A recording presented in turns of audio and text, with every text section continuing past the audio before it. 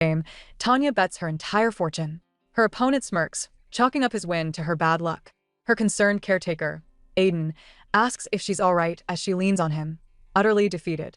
Tanya reassures him she's fine, calmly stating that her life is simply ruined. But as she plays her final card, her demeanor shifts. She thinks to herself that it doesn't matter if she loses a fortune. After all, she plans to reset her life anyway, thankful that making saves became a habit. Tanya winks, believing that backups aren't optional, they're a lifestyle. A system window materializes, loading her save point. Ever wish you could get a do-over after failing a test or losing a huge bet? Well, Tanya actually can. Her unique ability lets her return to a saved point whenever things don't go her way. By setting a save before any big event, she can fail on purpose, learn from her mistakes, and then simply reload. This powerful cheat lets her rewind time and retry anything until she achieves a perfect outcome. Tanya's ability is a total game changer, letting her save up to 4 different moments in time. A system window flashes, loading her previous save point. She's sent back to age 19, right before she left for the casino. Relieved, she thinks it was a good thing she saved.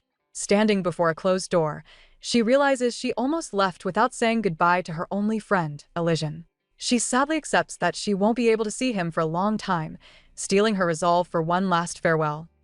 Tanya marches to Elysian's room, cheeks puffed with determination.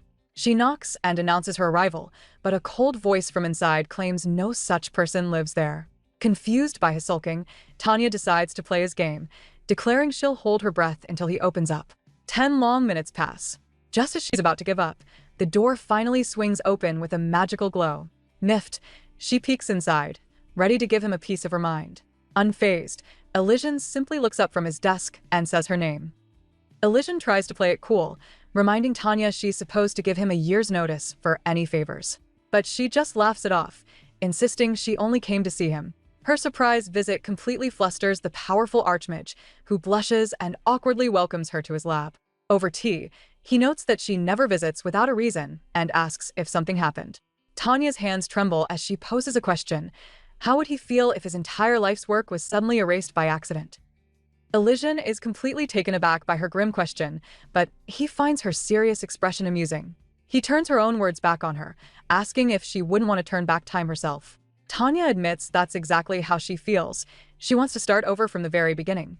Elysian immediately assumes she's lost all her money gambling again, but she quickly denies it. She confesses that even with all her riches, she feels empty without a family. Hearing this, Elysian boldly offers to become her husband to fill that void. Tanya's eyes fill with sorrow as she reveals the real reason she wants to start over. It's for her adoptive father, Aiden, who passed away 5 years ago. To save him, she's willing to abandon everything she's built and return to the distant past. However, she admits there is one lingering attachment she can't leave behind. Her gaze locks onto Elysian, who is stunned by her confession. Overcome with emotion, she grabs him by the collar, pulling him into a sudden and passionate kiss. Pulling away from their sudden, passionate moment, Tanya calls it a farewell gift, leaving Elysian utterly frozen in shock. The intense scene then melts away, replaced by a vivid memory of their childhood. A young, giggling Tanya playfully confronts Elysian, asking if he likes her. Completely flustered, he denies it, but she just presses on, declaring that he's been the one with a crush this whole time. When he challenges her to explain why she thinks that, she simply offers a knowing smile as a blush creeps across his face. Tanya pulls away, telling a blushing Elysian that it's a relief he doesn't like her. This way, she can leave without any regrets. As she bids him to take care, her body begins to dissolve into particles of light right before his eyes. A glowing interface appears, asking which save point she wants to load. She reveals her true power, the ability to save any moment in time. Without hesitation, she selects save point 4, from when she was 7, before she met her father. The world around them shatters, resetting everything. With a final declaration to start her life over, Tanya taps the glowing interface. She selects save point 4, resetting her life to age 7, a time before she ever met her beloved father, Aiden. As reality dissolves into a void filled with dark feathers, she admits she never would have returned if this weren't the only time he was still alive. The world reforms, and she finds herself small and alone, standing in rags in a filthy, desolate place. She has willingly returned to the absolute worst period of her life. At 5 years old, an age when children are usually spoiled, Tanya's life became a nightmare.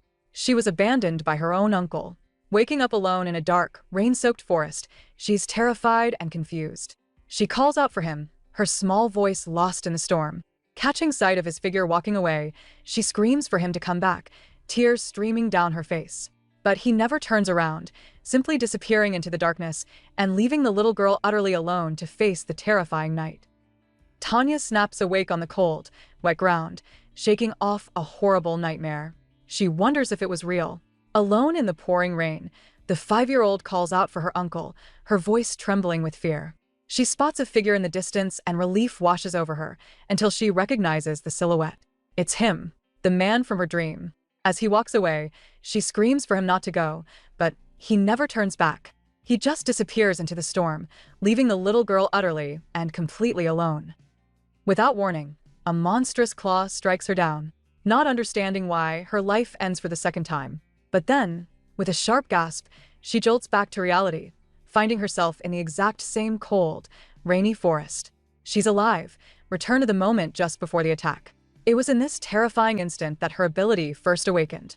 Sensing the approaching danger, her younger self instinctively created a save point, a unique power that allows her to save a moment in time and return to it whenever she chooses. After reloading her save point dozens of times, Tanya finally escapes the monster-infested forest. She tumbles out of the woods and collapses at the entrance of a small village, shocking the locals. Utterly exhausted and weak, her only thought is her gnawing hunger. She barely survived her escape, but the ordeal isn't over. That night, alone and forgotten, she's forced to scavenge for discarded scraps in a dark alley, eating whatever she can find off the ground just to stay alive. Her stomach rumbled as she hid, desperate for anything to eat.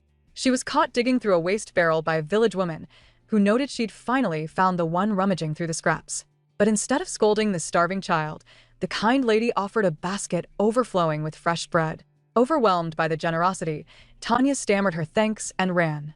Her relief was short-lived, as a cruel-looking boy watched her go. Moments later, she lay injured in the rain, the precious food scattered and ruined, another harsh lesson learned. Tanya returns to her bleak past, a time when she begged for food scraps and lived only because she couldn't die. For 2 years, this was her miserable life. Now back in her younger body, she recalls desperately hoarding food laced with poison, a memory she can't let repeat. Determined to change her fate, she approaches a nearby house for help. But the woman who opens the door is furious, screaming at her to get lost. As the door is slammed in her face, Tanya realizes being a pitiful child won't work this time. Before making her move, Tanya creates a save point. The door opens, and her Aunt Cecil peeks out, confused. With cold eyes, Tanya calls the woman disgusting, which sends her aunt into a rage, screaming that the girl has gone insane. But Tanya pushes past her, questioning the tainted food she was given and declaring she'll leech off the woman before leaving. When her bewildered aunt demands answers, Tanya simply smirks. It doesn't matter what she says, because Cecil won't remember anyway. With that, she loads her save point, ready to try again. Time snaps back to the moment the door opens. Cecil peeks out, confused again, asking what Tanya is doing. This time, Tanya changes her approach. She calmly tells her aunt not to be surprised, announcing she has awakened an ability. Cecil scoffs, telling her to stop joking around, but the child's serious gaze is unwavering. With a calculated, sweet smile, Tanya lies, claiming her power is precognition.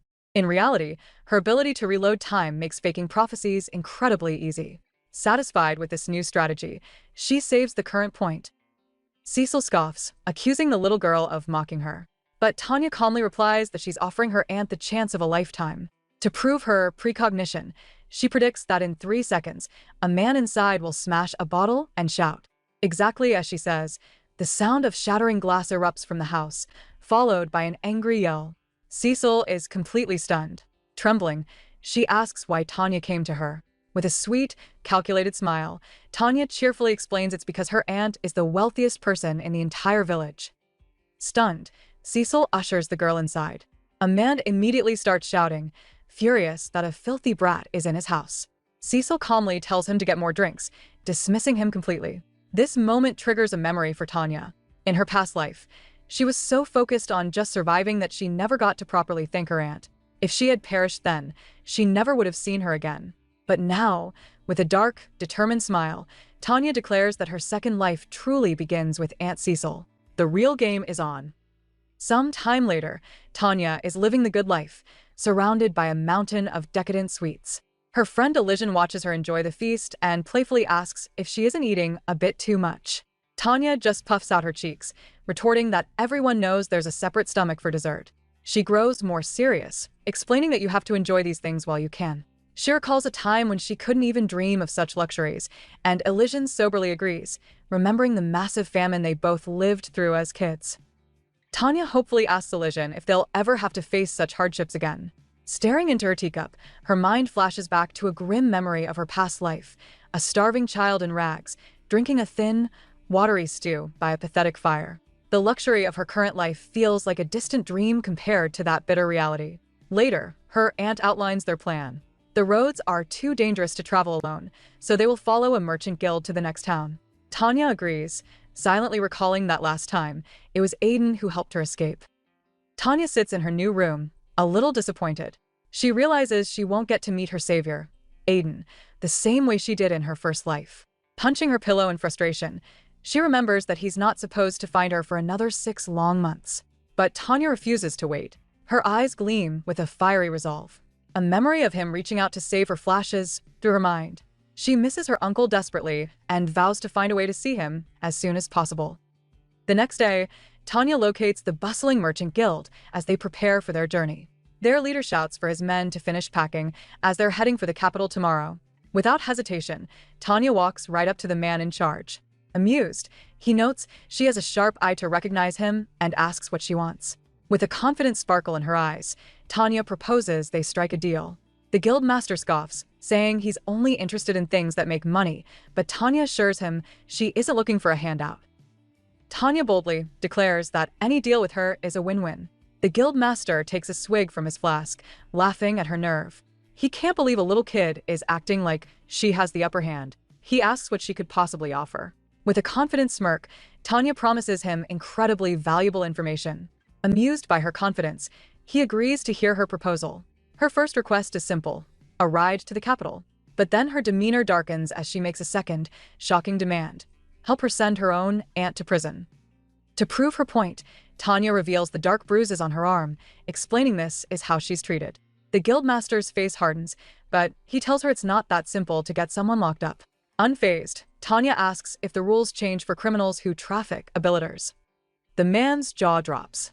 She explains that abilitors are people with special powers, and she overheard her aunt plotting to sell her in the capital. He realizes what she's implying. Tanya confirms it. She's an abilitor with the power of foresight, a rare ability nobles would do anything for. The guild master sighs, finally agreeing to take her to the capital. After all, trafficking abilitors is a serious felony. But when Tanya asks if he wants to hear her information, he surprisingly refuses. He declares this isn't a deal, as he has no intention of shaking down a kid. Shocked by his decency, Tanya decides to give him a taste of her power anyway. She predicts a massive famine will strike next year. With a confident smile, she advises him to buy up as much grain as possible now. The guild master points, asking if this is her foresight at work. The guild master is still skeptical, saying he'll keep her prediction in mind, but only if she really has foresight. In response, Tanya just grins and whips out a long scroll, asking if this is proof enough. As he reads it, his jaw drops. It's their entire conversation, written down word for word. He demands to know how she did it. Tanya reveals this isn't their first meeting. She used her save and load ability to live this moment before. Handing him the proof, she states that now he has to help her in the capital. With a look of sheer determination, the guild master firmly gripped Tanya's hand, promising that he would help her. 2 weeks later, they arrive in the massive imperial capital, Cathalia. But things immediately take a turn for the worse. Her Aunt Cecil suddenly appears and starts dragging Tanya through the busy streets. The woman's grip is painfully tight, causing the little girl to cry out. Confused, Tanya asks where they are going, but her aunt just yanks her forward without a single word, her intentions clear. A wave of terror washes over Tanya. Aunt Cecil shoves Tanya into a room where 3 intimidating men are waiting. Realizing she's about to be sold, Tanya collapses and desperately clings to her aunt's leg. She cries out, begging the woman to save her and not to sell her off. Stunned by the public outburst, Aunt Cecil demands to know what she's talking about. But as tears stream down Tanya's face, her look of terror slowly twists into a cold, chilling smile. It was all a performance, and her aunt just walked right into the trap. Just as her evil aunt drags her away, Tanya makes her move. She drops to the ground and clutches the woman's leg, screaming at the top of her lungs. She begs for someone to save her, yelling that her aunt is trying to sell her off. The commotion immediately catches the attention of the city guards, who rush over. Tanya puts on the performance of a lifetime, crying that her aunt wanted to sell her for a high price because of her special powers. Aunt Cecil is completely stunned, unable to defend herself as the guards stare her down. The guild master steps in, telling the guards that Tanya is a street orphan who sometimes runs errands for him. Cornered, Aunt Cecil panics and screams for them to return her daughter. But Tanya delivers the final blow.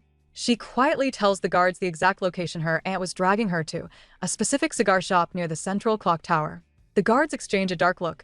They know that notorious place all too well. Without hesitation, they move in and apprehend the struggling woman, her wicked plan completely shattered.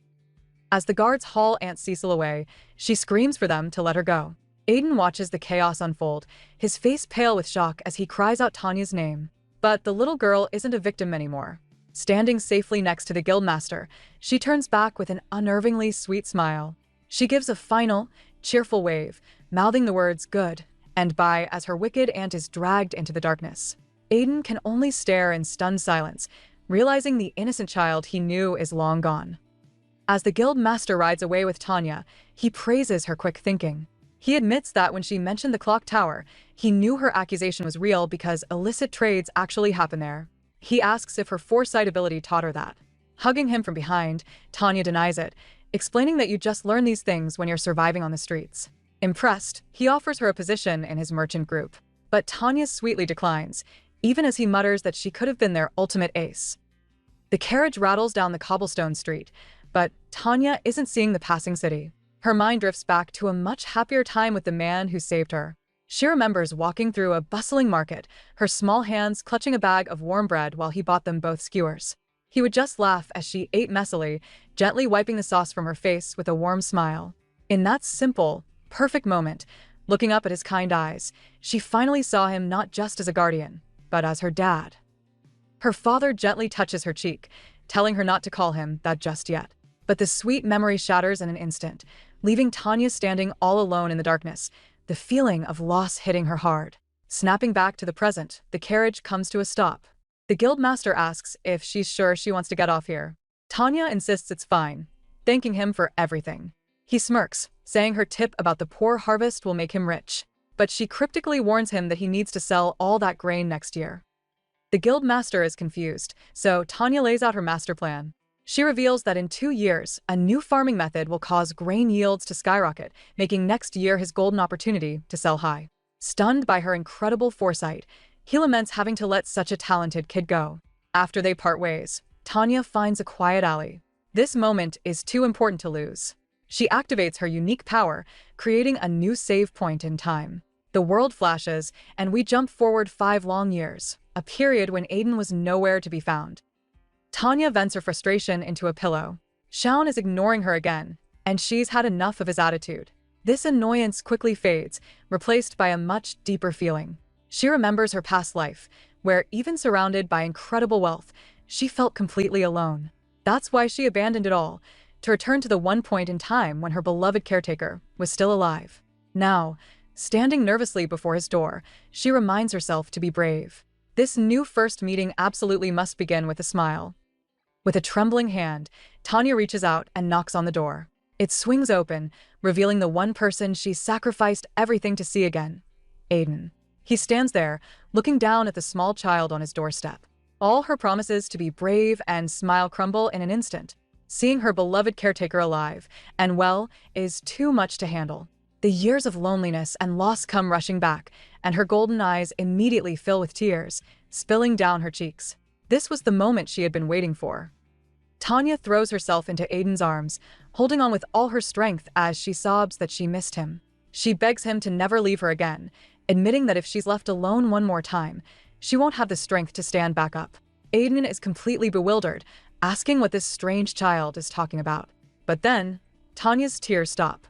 A new determination fills her eyes as she looks up at the man she sacrificed everything for and, for the first time, calls him Dad. Tanya says the one word she has longed to say for years.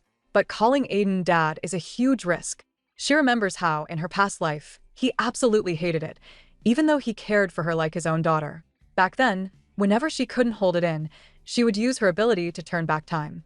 She would say the word, then immediately rewind so he'd never know. But this time is different. She looks him in the eye and begs him to live a long, long time with her heart full of hope.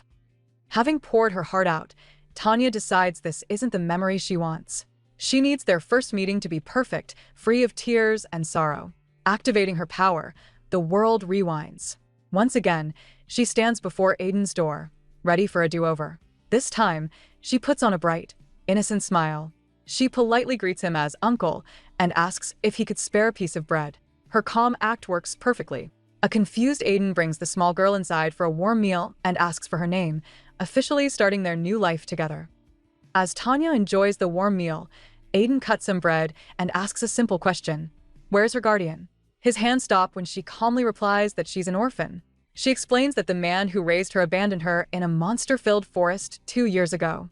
A shocked Aiden demands to know how she survived. Tanya lies, claiming a precognition ability helped her. But her mind flashes back to the true horror, begging for her life, and eventually, just wishing for a painless end. She tells him she has nowhere to stay now. Aiden cuts right to the chase, asking if Tanya came to his house specifically because she knew who he was. Tanya's heart drops. She panics, wondering if her act was unnatural or if her deep longing for him was written all over her face. Thinking fast, she lies, claiming she knocked on every door and he was just the first to let her in. Believing her, Aiden sighs. He tells her that since she has nowhere to go, she can stay. Overjoyed, Tanya thanks him. Aiden resolves to teach this trusting girl to be more careful and help her grow strong. Tanya wakes up in her new room, feeling safe for the first time in ages. She spots Aiden getting ready to leave and cautiously asks where he's going. He tells her he's heading to the shopping district. Her eyes light up as she asks if she can come along. Aiden glances down at her worn-out clothes and questions if she intended to wear those rags forever. Embarrassed, Tanya freezes. But then, he simply takes her hand and says they should go, leading her out into the bustling town to get her some proper attire. As they walk, Tanya's mind flashes back to her first timeline with Aiden. He was always on the run, hiding his face under a heavy cloak as they fled from unseen enemies. That life ended in tragedy for him. But gripping his hand now, Tanya makes a silent vow. This time will be different. She will ensure he can live proudly, without fear. Snapping back to the present, she looks up at him curiously. She asks why he wasn't tempted by her so-called precognition. Most adults desperately coveted her power, but he barely even seemed surprised. Aiden asks if she finds it terrible to possess her abilities. To his surprise, Tanya beams, saying she actually likes it. She explains that she's grateful for her power, because without it, she never would have been able to see him again. Unfazed, Aiden simply acknowledges her words. She then asks why he's helping her, if he doesn't want her power. He turns the question back on her, asking how she could trust a stranger so deeply. Tanya puffs her chest out, declaring her precognition lets her sense bad intentions. He calls her reckless. Tanya presses Aiden, asking why he is being so kind to her. He looks away, a flicker of memory in his eyes, before quietly admitting that she resembles his first love. The bombshell leaves Tanya utterly stunned. Her mind races, and she quickly concludes that if this woman looked like her, she must have been an absolute beauty. Aiden confirms this with a sad, bitter smile. The girl's heart sinks as she realizes it must have been an unrequited love. It finally clicks why he might have chosen to take her in. Tanya's mind spiraled. Orphans were a dime a dozen, she thought. Maybe that was why he hated her calling him Dad. It was a painful reminder of his unfulfilled love. His voice suddenly cut through her thoughts, calling her name. She snapped back to the present, cheeks stuffed with grilled meat. Aiden asked what she was thinking about, noting she was so hungry she'd started chewing her own hair. He gently pulled a pink strand from her mouth. Noticing a smudge on his face, Tanya playfully wiped it clean before Aiden sighed, holding her chin to get her attention. Suddenly, a new face appears, a blonde-haired man Tanya recognizes as Master Ageratum. Before she can react, he lunges forward, his expression grim. He forcefully grabs her arm, yanking her back and causing her to drop her food in shock. He glares down at her, demanding to know who she is. As Tanya stares back in terror, a hostile energy crackles between the newcomer and Aiden. Caught in the middle of their silent, electric standoff, Tanya is completely bewildered by the sudden, aggressive confrontation. Caught between the two intense men, Tanya nervously tries to introduce them. She explains that the blonde man is Master Adjuratum, who helped her get to the capital, and Aiden is the guild master she's staying with. Adjuratum immediately scolds her for being reckless enough to live with a stranger. Surprisingly, Aiden agrees, admitting her carelessness has been a constant worry. Adjuratum thanks him, then declares he's taking responsibility and scoops a shocked Tanya into his arms. But Aiden's hand shoots out, stopping him cold. He flatly states that just because Adjuratum helped her once doesn't mean he can be trusted. The tension explodes as the men lock eyes. Aiden fiercely declares he'll be the one taking care of Tanya, his grip tightening. Adjuratum shoots back, questioning why he should trust a complete stranger with her safety. Stuck between them, Tanya nervously tries to get their attention, but they ignore her. She realizes with horror that two scary men arguing over a little girl in public is making people stare. Seeing the crowd's reaction, a frustrated Adjuratum finally relents, suggesting they continue this discussion back at the guild. Just as they enter the building, a small blonde child sprints out and dramatically trips right in front of them. Aiden completely loses it, screaming at the kid, whom he calls Ron. Adjuratum, looking exhausted, sighs that Ron must be acting up again. He tells Tanya to wait for a moment while the men handle their business upstairs.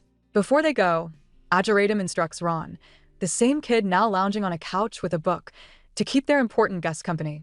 Tanya cautiously peeks over the sofa and politely introduces herself to the aloof boy. Ron internally fumes, seeing Tanya as nothing more than a leech trying to use his father. He glares at her, silently telling her to get lost. Just as he starts to speak, Tanya completely ignores social norms and plops down right on top of him, squishing him into the couch. A muffled cry escapes the stunned boy as he struggles beneath her. He furiously demands to know what her deal is. Tanya calmly replies that since he was being so rude, she just figured they were dropping all formalities. Ron is left speechless, mentally screaming. As Ron demands to know her deal, Aiden chuckles from the background, commenting that the boy is surprisingly cute when he's having a tantrum. This gives Tanya a brilliant idea. A light bulb goes off in her head as she realizes his weakness. Leaning in, she sweetly tells Ron she just wants to stay by his side because he's cute. The unexpected compliment completely short-circuits his brain. Ron turns beet red, totally flustered. Tanya doubles down, patting his head and calling his angry outbursts adorable. Overwhelmed, Ron furiously declares he's not talking to her anymore. As Ron has a complete meltdown, the onlookers are amazed. They've never seen anyone handle the boy so easily. The men return from their meeting, cutting the moment short. Aiden confirms he belongs to the reputable gold and silver mercenaries, and Adjuratum acknowledges the guild's reliability. Tanya proudly declares she has a great eye for people, earning a light bonk on the head. Adjuratum scolds her for being reckless, but won't stop her. He makes one serious demand. If her foresight ever shows a bad future, she must come straight to him for help. Tanya beams, happily agreeing to her guardian's terms. As they leave, Adjuratum can't help but notice Ron, who's still having a complete meltdown in the corner like a fried cat. He asks what in the world is wrong with him, and Tanya just notes the boy is still on high alert. Later that night, Tanya finds Aiden by the fire. She puts on a timid act, claiming she's too scared to sleep alone. Aiden immediately calls her bluff, reminding her she slept fine yesterday. Cornered, she plays her trump card, asking what he'd do if she was just jealous. Aiden caves, agreeing to stay with her for the night. Instantly, Tanya lights up and hops into bed, patting the space beside her. But he grabs a chair, clarifying he'll stay by her side, not in her bed. He tries to resist her ultimate weapon, the sad puppy dog eyes, but it's no use. A little while later, he's lying right next to her. As she giggles, he asks what's so funny. Tanya just whispers back that she feels so relieved to have him there with her. As Aiden lies beside her, a wave of relief washes over him. He's so glad the man who passed away is now alive and well. And even though their first meeting was different this time, Tanya still treats him with the same warmth. Tanya whispers that trying to forget bad memories only makes them haunt you more. It's better, she explains, to overwrite them with good ones instead. She then promises that she will be that person for him, hoping one day he can look back and laugh about his failed first love. Aiden gently pulls the blanket over the sleeping Tanya, his heart warmed by her promise. He quietly tells her that she already is that person for him, but as she sleeps, she begins to mumble, a soft apology escaping her lips. A painful memory surfaces in her dreams. It's her father's voice. He's looking down at his sleeping child, his heart breaking as he apologizes for having to leave his one and only daughter all alone. Even in her sleep, Tanya is haunted by the past she is so desperate to change. In her dream, Tanya is lost in a memory, hearing her father's voice. He recalls holding her as a newborn, knowing right then she was his whole world. He was amazed by her first steps on her tiny feet and filled with joy when she first babbled, "Daddy," wishing she could be happy forever. Watching over her sleeping form, he's just grateful she's alive. His heart aches as he holds her small hand, desperately wondering what he must do to protect his precious daughter from the dangers to come. At the grand estate of Duke Papiope, a paper airplane soars through the air before being snatched by a stern-looking butler. He opens the note, confused to find a bizarre stick figure drawing.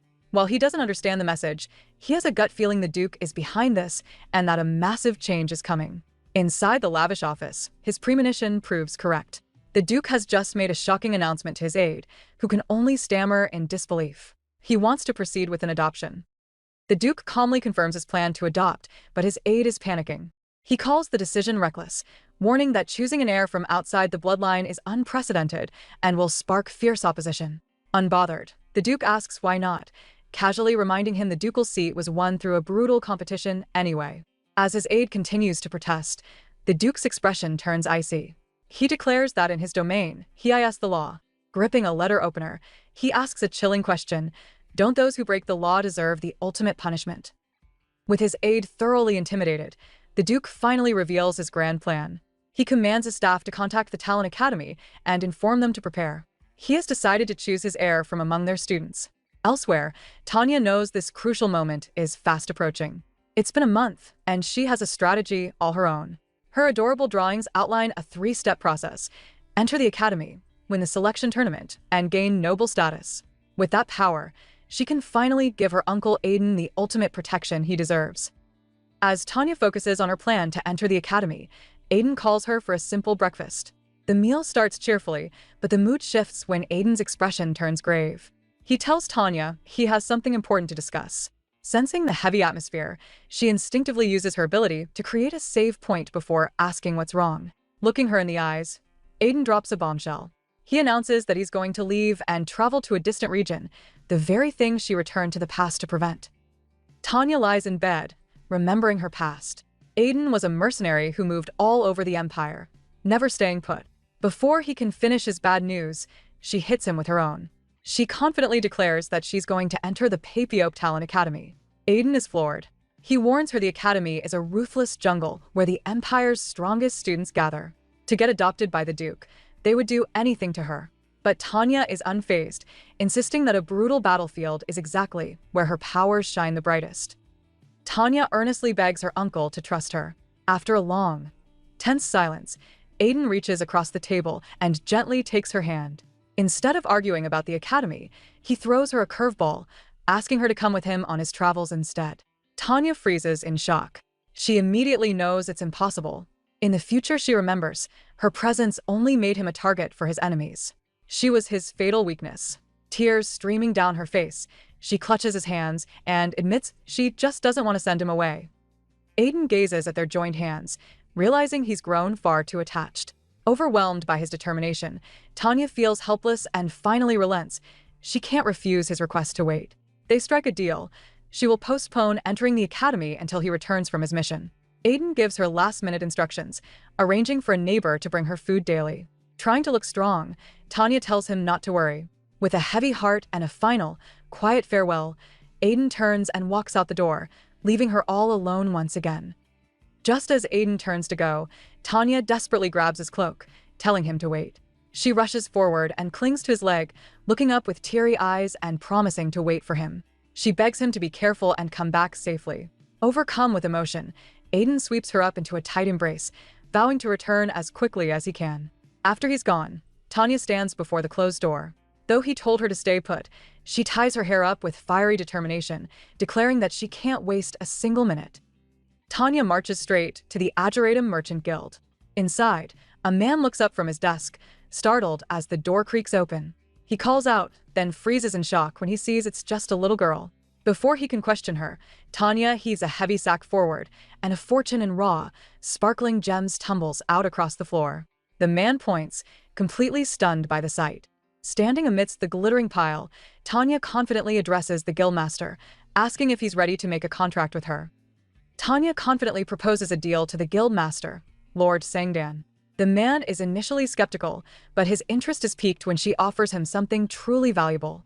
She holds out a single, glowing crystal. The Lord's jaw drops as he recognizes it as a mana stone of impossibly high purity. Completely stunned, he demands to know how a little girl could possess such a rare item. In response, Tanya just gives him a sly smile. With the deal clearly sealed, she simply asks if he's ready to go. It's revealed that Tanya risked everything to get these gems. In a dangerous mine, she worked tirelessly with her pickaxe, but a vicious, horned monster patrolled the caves. Whenever it caught her, she just used her ability to load a save point and start over. She repeated this grueling cycle again and again until her baskets were overflowing. Back in the present, the guildmaster asks if she wants to trade with the mana stones. But Tanya just smiles, explaining that the stones are merely a complimentary gift. What she truly wants is something else entirely. The guildmaster asks what she wants, and Tanya's answer is simple: land. She explains that the mine is on private property, infested with monsters, and a burden to its owner. She'll reveal the location if he buys it for her. Her only conditions are that he uses the profits to buy grain and gives her a percentage. The man readily agrees, but when she asks for his proposed split, he gets greedy. He gestures a tiny amount, and Tanya's cheerful expression instantly twists into a terrifying glare that makes the guildmaster freeze in his seat. Having secured a sweet 50-50 profit split, Tanya skips happily through the market. She feels amazing, thinking the 3 weeks of backbreaking work were totally worth it. As a bonus, she got to see the flustered face of that annoying noble, Ron, after putting him in his place. Her business isn't finished, though. She peeks around a corner, searching for her next target. Her eyes land on a quiet alleyway near the giant central clock tower. It's time for the next phase of her master plan. Tanya arrives at a rundown cigar shop, a place that holds a dark memory. This is where her Aunt Cecil was framed and arrested years ago for supposed illegal ability trading. She came to investigate the shady business, but the place is totally abandoned. Everyone fled in a hurry. Just as she observes the scene, a grimy hand shoots out from the rubble and grabs her ankle. A bruised and injured boy on the ground looks up, weakly asking who she is. Tanya freezes, a sudden memory flashing. She recognizes him. Tanya's eyes widen in pure shock. She's absolutely sure she recognizes that face. A memory from the future flashes in her mind. A wanted poster. This isn't just some random kid. He's Raspy, the very man who single-handedly starts the Imperial War years later. She recalls his tragic past, seeing a vision of him losing a young girl named Rosemary. Consumed by rage, Raspy declares his intent to destroy everything as a torrent of fire erupts around him. Tanya realizes she's just stumbled upon a human time bomb. Raspy jolts awake from a terrifying nightmare of a fiery beast. He finds himself in a warm bed, bandaged and confused, with Tanya watching over him. She tells him he's safe, but the boy immediately tries to bolt, declaring he has to leave. Tanya grabs his arm, urging him to eat before he collapses again. But Raspy desperately insists he has no time. He has to save his twin sibling. This revelation shocks Tanya. In all her future knowledge, she never once heard that this future war starter had a family. Tanya's mind races with this new information. If a wanted criminal like Raspy had family, the Empire would have dealt with them ages ago. Seeing his desperation, she offers to use her ability to help find a sibling. The word ability flips a switch in the boy. He grabs her, his eyes wild, demanding to know if she's an abilitor. He grills her for information, but Tanya quickly clarifies her power is foresight, not a GPS tracker. She takes his hands, urging him to calm down before he completely loses it. Tanya gets straight to business, telling the boy his cooperation is key. She starts her interrogation by asking for his name. He confirms he is Raspy, the very same future war criminal she remembers. Tanya then asks for the name of his captured twin sister. He reveals it's Rosemary, a name that hits Tanya like a lightning bolt. She grabs him, frantically asking if his sister has black hair and green eyes. After he confirms it, Tanya declares she'll investigate. Suddenly, a system message flashes. Her save point has just been overwritten to this exact moment. A brilliant purple light flashes as the system loads save point 3. Tanya's eyes snap open, her expression firm and ready for action. To understand her next move, We need a crash course on her powers. Our girl has 4 save slots, each with a unique purpose. Slots 1 and 2 are for her regular backups. Slot 3 lets her peek into the future for critical information. But the most vital one is slot 4, her ultimate reset button that takes her back to age 7, the only timeline where her beloved Uncle Aiden is still alive.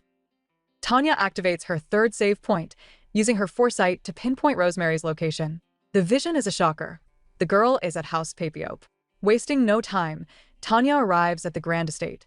The butler informs her that Lord Elysian is away, but she waves it off, stating she's there for Lady Rosemary. She leaves a cryptic message, telling him to relay that the news is shocking enough to make her eyes pop out. As she walks the halls, a crucial fact is revealed. Rosemary was adopted and has been living as Elysian's sister. Tanya puzzles over the vast difference between the twins' lives. One is a noble lady, the other a future criminal. As she peeks around a corner, she comes face to face with Rosemary. The young girl greets her with a smile, remarking that it's been an interesting morning. She explains that her brother suddenly sprinted out of the estate while screaming. This news shocks Tanya. She asks if Rosemary means the great mage Elysian, a man who can teleport effortlessly, actually ran away on foot. Rosemary sweetly confirms it, adding that Tanya arrived just after he left. Rosemary asks about the shocking news Tanya promised. Instead of answering, Tanya demands honesty and poses a question of her own. Did Rosemary have an older brother she was separated from as a child? The question throws Rosemary completely off guard, and she stammers, asking why Tanya would bring that up. Seeing her reaction, Tanya confirms it's true. She then drops the real bombshell, asking if this brother was the monster tamer who died 2 years ago. Utterly stunned, Rosemary demands to know how she could possibly know that secret. Rosemary's composure cracks as she confesses she met this brother when they were young, during a terrifying ordeal where she was taken by traffickers. She can still picture his eyes, burning with the determination to save her. After he left to find her, she lost all contact with him. Seeing the girl's confusion, Tanya reveals that she made a promise to that same boy. She declares that she holds a secret truth that even the Empire failed to uncover, pressing Rosemary for any information she might have about her brother. Tanya reveals the shocking truth.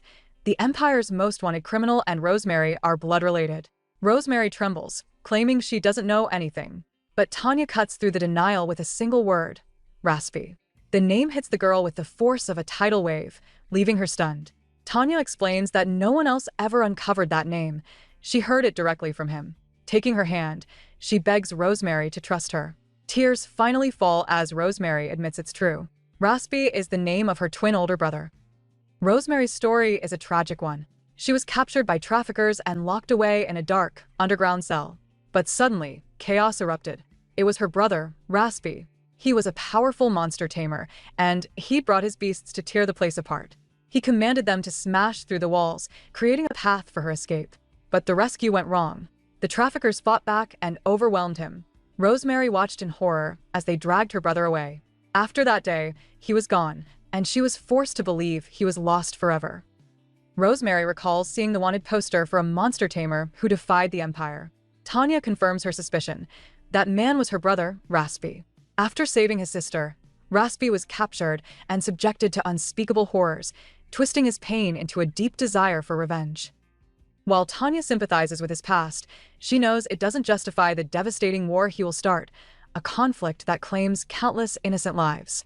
She vows to stop him from walking that dark path. Rosemary then asks about the promise. Tanya reveals her mission: to find out if Rosemary was still alive. Rosemary breaks down in tears, insisting her brother is gone, and the promise is now impossible to keep. But Tanya refuses to accept this, firmly declaring that Raspy is alive. She stuns the girl by revealing she saw him just recently. Thinking it's a cruel joke, Rosemary asks if she's being mocked. Their tense conversation is cut short as Elysian enters the room, calling out to Rosemary. He begins to explain that his unique ability isn't actually foresight. In a final, cryptic message, Tanya vows to pass on Rosemary's regards and come back to save her. As Tanya comforts a tearful Rosemary, the door suddenly slams open. It's Elysian, but he looks older and absolutely enraged. He grabs Tanya, furiously demanding to know what she is doing. Utterly confused, Tanya flashes back to a normal day with him just recently, where they were joking around. Why is he acting like this now? Overwhelmed by his terrifying change in demeanor, her power activates against her will. The world dissolves around her as everything resets, loading her back to a previous save point to escape the bizarre confrontation. The world shatters into golden light as Tanya's power activates against her will, yanking her back to a previous save point. She jolts back to reality, realizing the shock of seeing an enraged Elysian triggered the accidental reset.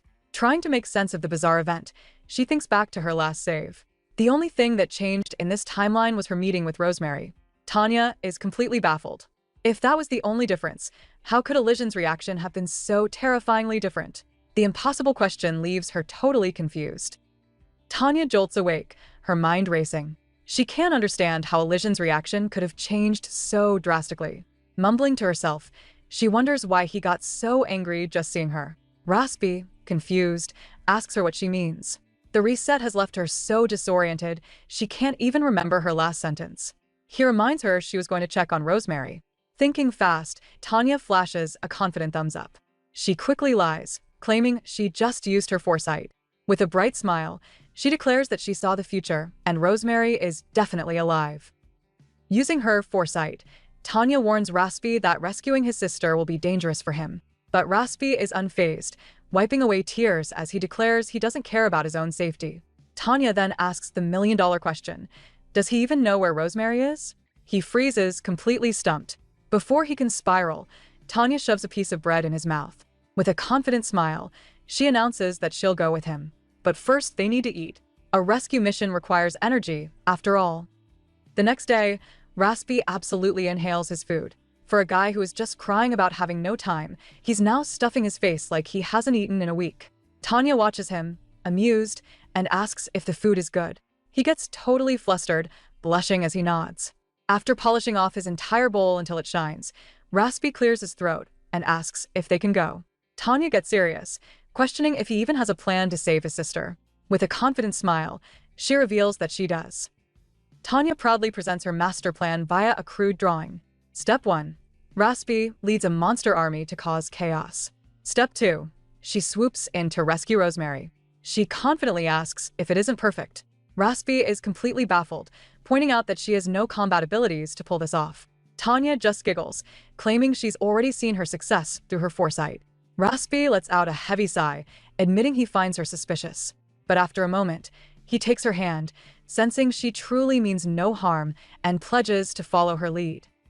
Raspy is completely stunned by her bizarre confidence, asking where she even learned to make plans like this. Tanya just flashes him a brilliant, knowing smile. The scene cuts to a dark, grim dungeon where Rosemary and other children are locked in a cell. A whip cracks against the iron bars, making them all flinch in terror. One of their captors furiously demands why his partner brought him regular kids instead of those with special abilities. The sleazy partner nervously insists that these specific captives are special, they're worth a lot of money. The captors sneer, having found another prize among their prisoners, Tanya herself. Locked in a cold, dark cell, Tanya glares back, recognizing this horrible place. It's an underground market that deals in people with special abilities. She remembers how she and Elysian destroyed this exact dungeon in her past life. Getting captured was part of her plan, but being helpless feels worse than she imagined. Still, she's relieved to see Rosemary is safe for now. All she has to do is wait for Raspy to make his move. As Tanya waits for Raspy to play his part, heavy footsteps echo through the dungeon. A towering figure in an ornate mask appears, and the captors immediately shrink back in fear. Tanya's eyes widen in disbelief. She recognizes that man from her previous life. A horrifying thought clicks into place. His secret hobby was collecting people from these underground markets. The masked noble stares down at her, intrigued by her unflinching gaze. He calmly asks her why she isn't afraid. Tanya admits to herself that the noble's twisted hobby is scary, but she's still certain she will win. While a goon fumes at her attitude, the masked man simply laughs, intrigued by her boldness. He leans close to the cell bars, explaining his strange pastime. He buys children with eyes he likes, just like hers, and then completely shocks her by revealing that he sets them free. Stunned, Tanya asks why he would waste his money. The noble explains his ultimate goal. Every now and then, one returns and pledges their absolute, undying loyalty to him. The noble admits the chances of his method working are low, but Tanya knows something he doesn't. She remembers someone from her past life who chose to serve this man, not out of stupidity, but because he was truly worthy of loyalty. Looking him dead in the eye, Tanya calls him out for not being honest. She declares that he doesn't want blind followers. He wants to save people who have a strong will to live. The masked man is stunned into silence. Tanya finishes by telling him that his methods are simply wrong, causing his fists to clench tightly. Tanya glares at the noble, declaring that if she had his power, she would never use it his way. Intrigued, the man asks what she would do differently. Her entire body trembles with rage as she grips her cuffs. She shouts that she would have smashed this rotten auction house to pieces with a single strike. The noble lets out a surprised laugh. Looking down at the defiant child, he calls her thoughts arrogant, clearly entertained by her immense confidence. The masked noble calls her thoughts arrogant, clearly amused by her audacity. He questions if a mere child could possibly understand the complex web of powerful families tied to the auction market. His intense gaze bores into her, challenging how she can speak so boldly from inside a cage. But as Tanya stares back, she sees past his intimidating facade. Reflected in his eyes isn't just power, but the deep-seated fear of a man who has far too much to protect and everything to lose. Seeing a sliver of good hidden within him, Tanya proposes a bet. The masked noble cautiously asks what kind. With a confident grin, she wagers that she will one day completely destroy this auction house. He scoffs at her audacity, pointing out that she's powerless and trapped. Tanya raises the stakes. If she wins, he must grant her one wish. Intrigued, he accepts. When he asks when the bet will be settled, she cheekily replies, "About now," and begins counting down from 10. The noble stares in shock, demanding to know what she is as reality begins to shimmer. As Tanya's countdown hits 0, a sharp chime rings out. Suddenly, the auction hall explodes into absolute chaos. Enraged, monstrous beasts shatter their cages, unleashing fury upon the screaming crowd. Panicked men shout about a monster invasion as the building trembles. Amid the mayhem, a strange, key-wielding creature is thrown directly at Tanya's cell, dropping the keys right into her waiting hands. Staring through the bars in utter disbelief, the masked noble grips his cane and demands to know if this impossible destruction is her doing. Tanya cheekily admits it was something like her doing, just in case he was wondering. Her broken shackles clatter to the ground. With a huge grin, she asks if making good friends counts as an ability, just as a system window confirms she has saved a new checkpoint. Her victory is cut short as she spots a massive, red-eyed monster appearing right behind the noble. Tanya screams a warning for him to look out as the beast lunges. In response, the man's cane erupts with a blinding light, ready to meet the attack head-on. The masked noble unleashes a massive blast of light, but it's a catastrophic failure that instantly makes Tanya reload her last save point. She reappears before the attack, fuming. She complains that he destroyed her ride before she could even stop him, leaving the noble completely baffled. Back in the present, as the beast lunges, Tanya skips the warning. She grabs the noble and yanks him out of the way. A split second later, the entire cell is obliterated by an unseen force, and the man instinctively shields her from the blast. Tanya cheerfully announces she's leaving and wriggles free from the noble's arms. As she dashes away, he calls out that this rescue is a new debt, separate from their bet. He's left sitting in the rubble, completely stunned by the chaotic girl. But Tanya's triumphant escape is cut short. She suddenly screams Rosemary's name, frantically searching the empty space. To her horror, the girl is gone. All that remains is a tattered piece of her clothing. Desperate, she turns back to the masked noble to ask for help. A monstrous shadow with glowing red eyes looms over Tanya. She nervously calls it Groly, completely terrified by its sheer size, even though she knows Raspy is controlling it. The beast leans down and asks her to help find the owner of a scent.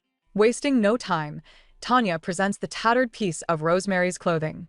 After a quick sniff, the creature lays down, offering its back. Stunned, Tanya accepts the ride, realizing for the first time just how incredible her monster-taming ability truly is. Tanya shouts for Groly to get moving, and the giant beast charges forward with a mighty roar. It rampages through the dark facility, but under Raspy's control, it's surprisingly gentle. The monster carefully avoids the other prisoners, even scooping up a frightened Raspy without a scratch. A flash of her own traumatic past strengthens Tanya's resolve. She realizes her original plan to just save Rosemary won't work anymore.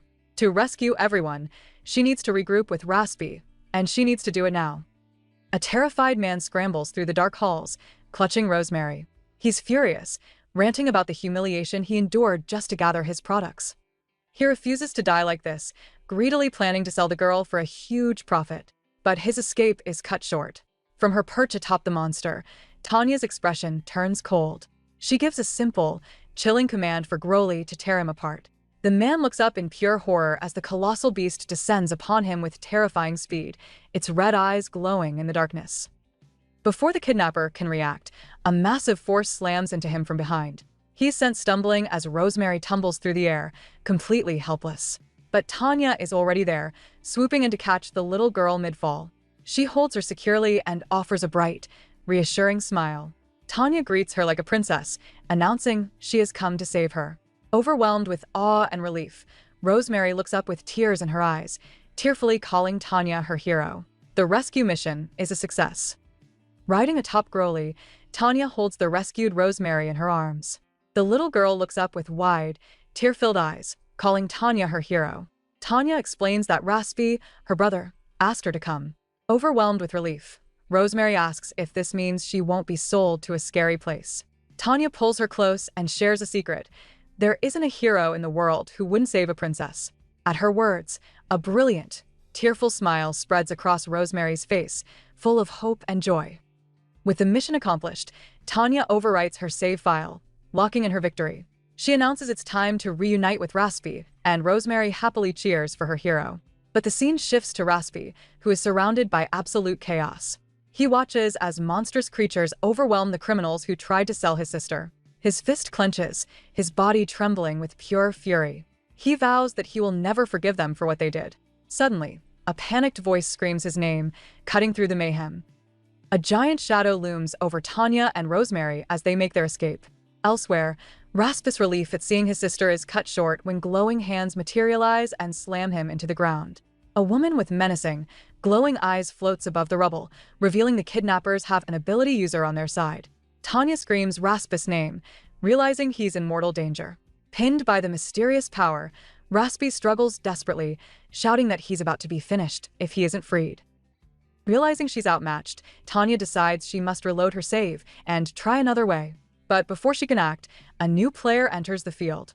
A man in an ornate mask appears, calling the enemy pathetic for targeting a child. In a flash, glowing hands incapacitate the powerful woman. The criminals panic, seeing that Raspi is now with this VIP. The masked man stands atop a giant bear, effortlessly placing all 3 children behind him for safety. He then states that this act is simply repayment for saving him from a monster earlier. Tanya questions why her mysterious savior is helping them now. The masked man turns, explaining he was ashamed of trying to evade responsibility by taking the easy path.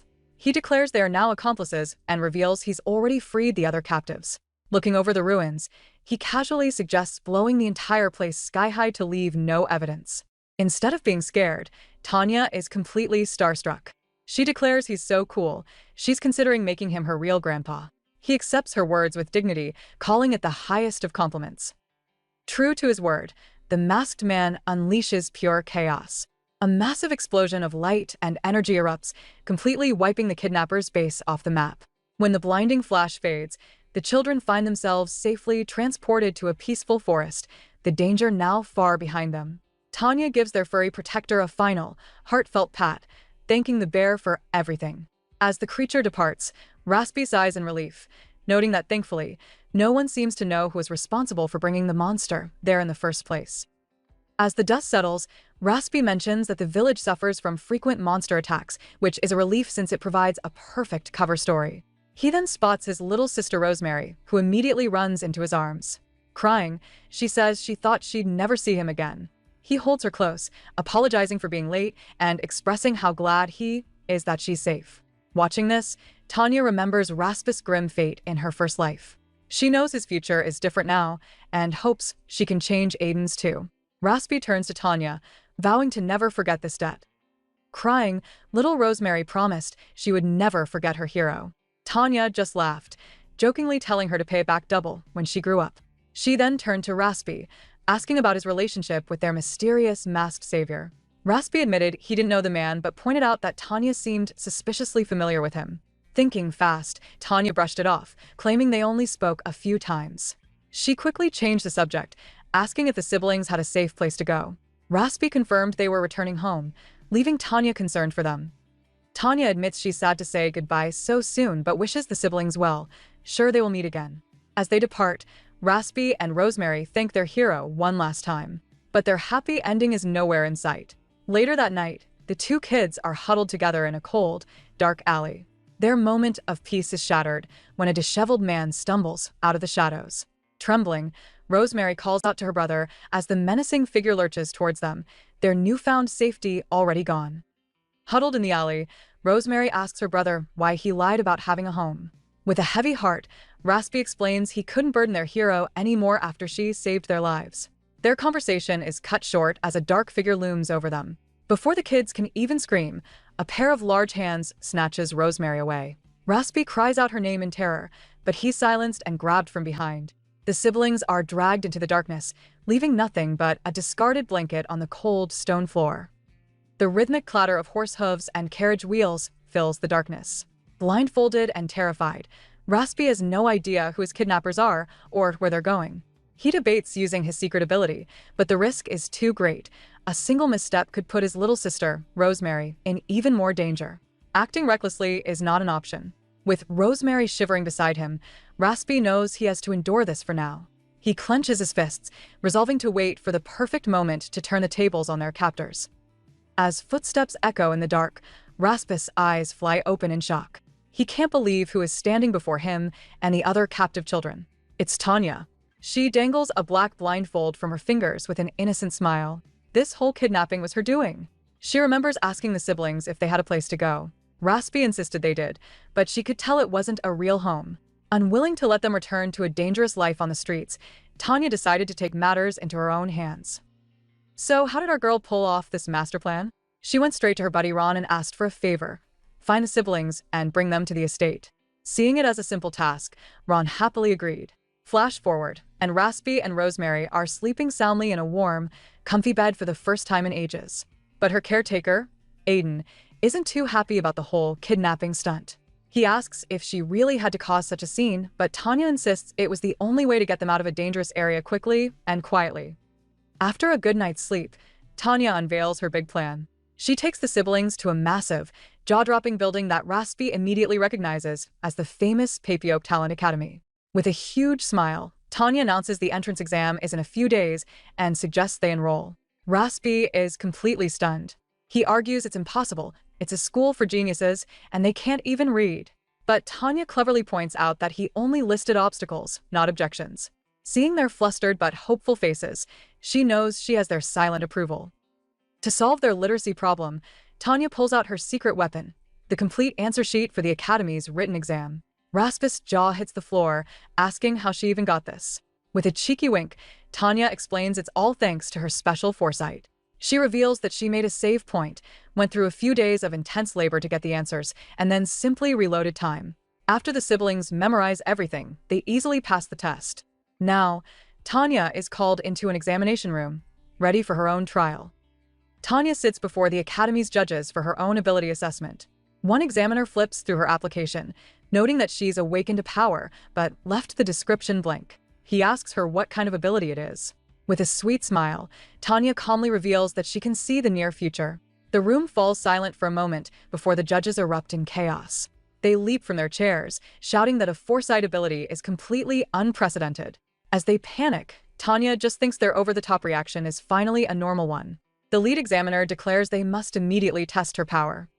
The judges get down to business, explaining a critical rule of abilities. They get weaker the more people share them. Tanya already knows this is why nobles obsessively manage their bloodlines. The lead examiner confirms that no family in the Empire has foresight, making her power totally unique. He then asks the million-dollar question: how far can she see? Tanya calmly states she can see up to a month ahead, but there's a catch. She then drops a bombshell, revealing the terrifying price of her gift.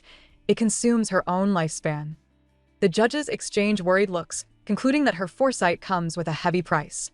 Internally, Tanya breathes a sigh of relief. It was all a clever lie to avoid tricky questions about a future she hasn't actually seen. The lead examiner snaps out of it, demanding proof. How can she prove her ability? With a confident wink, Tanya proposes a simple test, a game of rock, paper, scissors.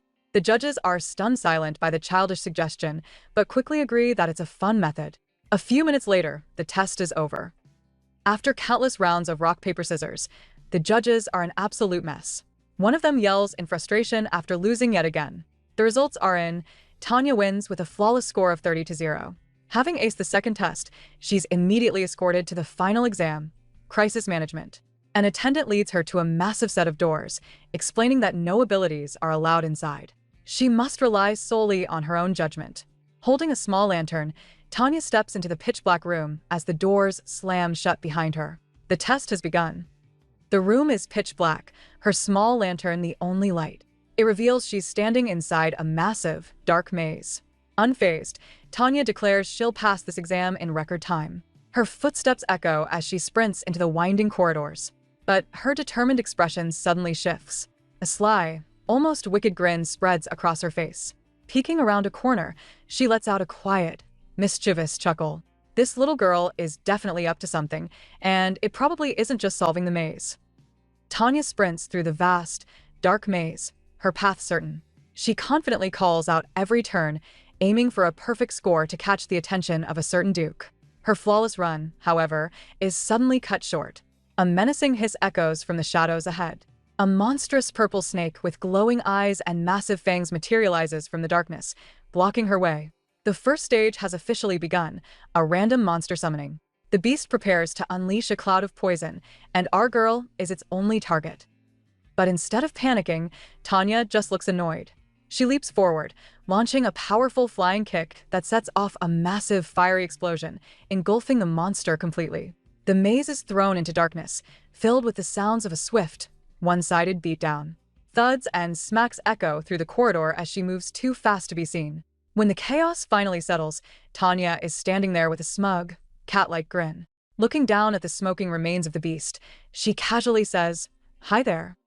With the snake gone, Tanya continues through the dark maze, only to bump into herself. An identical girl asks why Tanya threw her lamp away, offering to light the path with a deeply unsettling grin. Suddenly, the friendly act vanishes.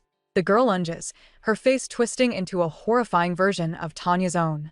An alert reveals the new threat, a doppelganger monster that steals identities.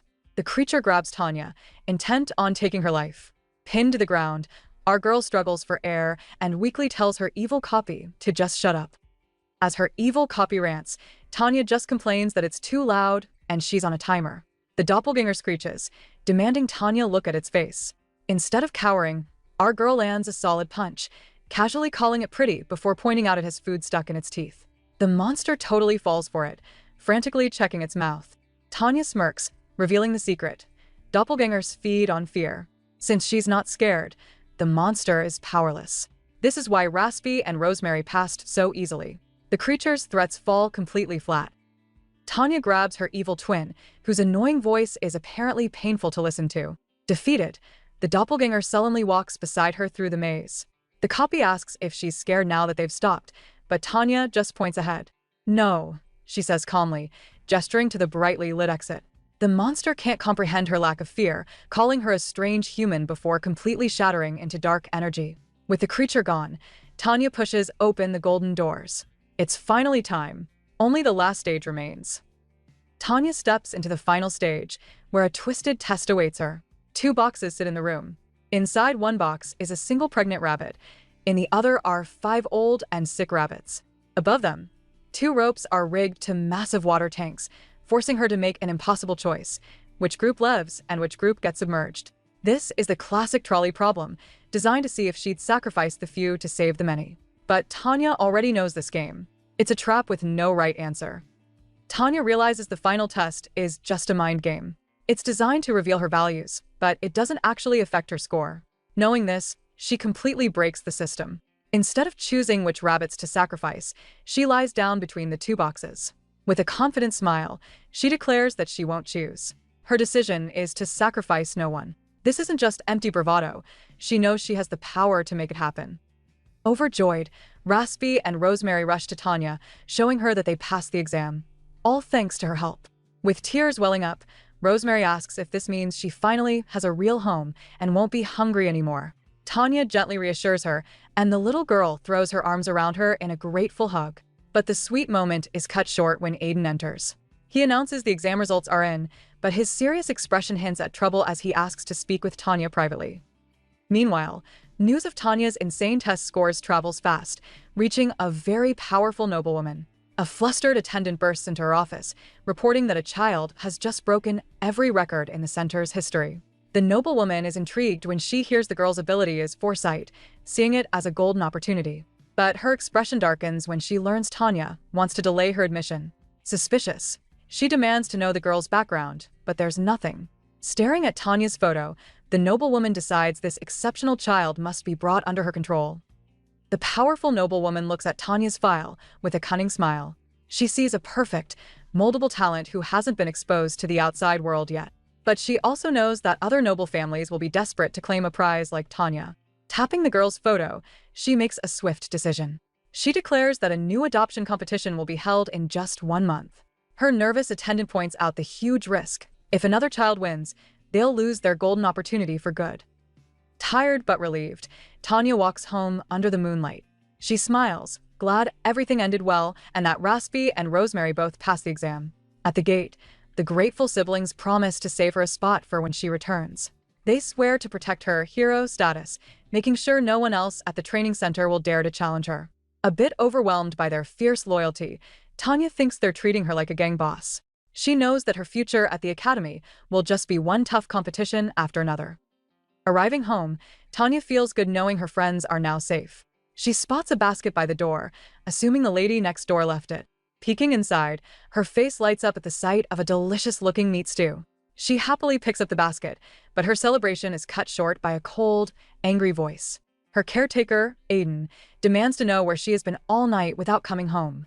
Tanya freezes in pure terror, the basket almost slipping from her grasp as she looks up at his furious expression. She is in big trouble. Frozen in terror, Tanya stammers Aiden's name. This isn't how she wanted to greet him. She'd spent the day imagining the perfect welcome, maybe cooking him a clumsy meal or giving him a massage. In the end, she decided the best gift would be her biggest, happiest smile, hoping it would make him smile too. But that sweet fantasy shatters as she looks at his cold, exhausted expression. Panicking, Tanya quickly tries to explain she was just visiting the ageratum, her voice trembling under his intense gaze. Aiden cuts her off, revealing that the ageratum was the first place he looked. Tanya's heart plummets, she's been caught. Trembling, she asks if he's angry. His blunt, "I am," confirms her worst fears. She wanted to make a good impression in this timeline, not be seen as a problem child. But Aiden's expression softens. He confesses he was terrified, imagining she had disappeared for good. Pulling her into a hug, he clarifies that he wasn't angry at her. He was angry with himself for leaving her all alone. Tears well up in Tanya's eyes as Aiden apologizes for leaving her alone. Confused, she asks why he's saying sorry when he did nothing wrong. She can't understand the pained look on his face. She demands to know why he cares so much for a child he's only known for 2 months. Is it because he pities her? Or does she simply remind him of his first love? As he pulls her into another embrace, Tanya admits to herself that he feels almost like a real father to her. Aiden holds Tanya close, promising he'll never leave her alone again. Then he drops an absolute bombshell. He quit the mercenary group. Tanya's mind goes completely blank. He left the legendary gold and silver mercenaries? For her, Aiden explains that he's a free agent now, which means he can finally raise her properly. But this is too much for Tanya to process. Overwhelmed, she demands to know why he'd make such a huge sacrifice for a kid he's only known for 2 months. Is she really that precious to him?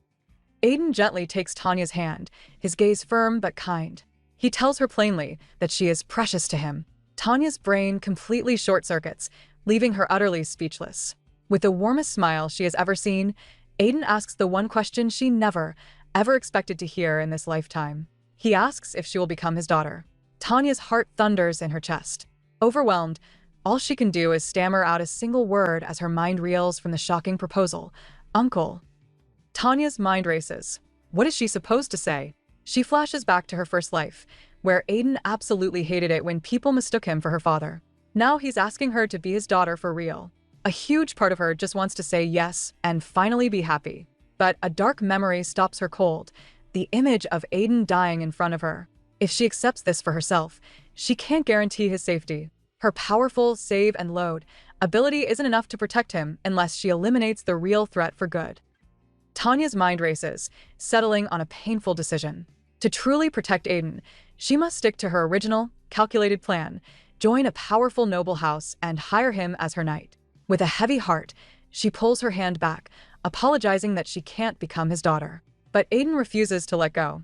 He gently calls her name, admitting he knows he's unworthy of being her father. Despite that, he looks her in the eye and tells her he sincerely just wants to live with her and watch her grow up. Aiden's gentle plea shatters Tanya's resolve. He just wants to stay with her and watch her grow up. As tears fill her eyes, a powerful realization hits her. Her entire plan was to keep a safe distance, but what if that was the wrong move? What if staying right by his side is the only real way to save him from his terrible fate? In that moment, she accepts the one thing she's always hidden deep in her heart. More than anything, becoming his daughter has been her lifelong dream. Tanya is trapped between two futures, knowing she'll have regrets no matter what. If she lets Aiden adopt her, she can finally call him Dad. But if she joins the powerful Duke's family to protect him, he can only ever be her knight, not her father. She knows she needs time to think, but before she says a word, she decides to do something just for herself. Just once. A purple glow surrounds her as she overwrites her save point, locking this precious moment in time before she gives her real answer. Tanya looks up at Aiden, asking if this means she can finally call him Dad. He smiles warmly, promising they'll legally become father and daughter. Hesitantly, she asks if she can try calling him that right now. Visibly moved, Aiden tells her she can anytime she likes. Overcome with emotion, Tanya leaps into his arms, finally letting the word escape her lips. Dad. He hugs her tightly, his own voice full of warmth as he responds, Yes, my daughter. For the first time in her life, Tanya cries tears of pure happiness. Tanya reloads to the moment before giving her real answer.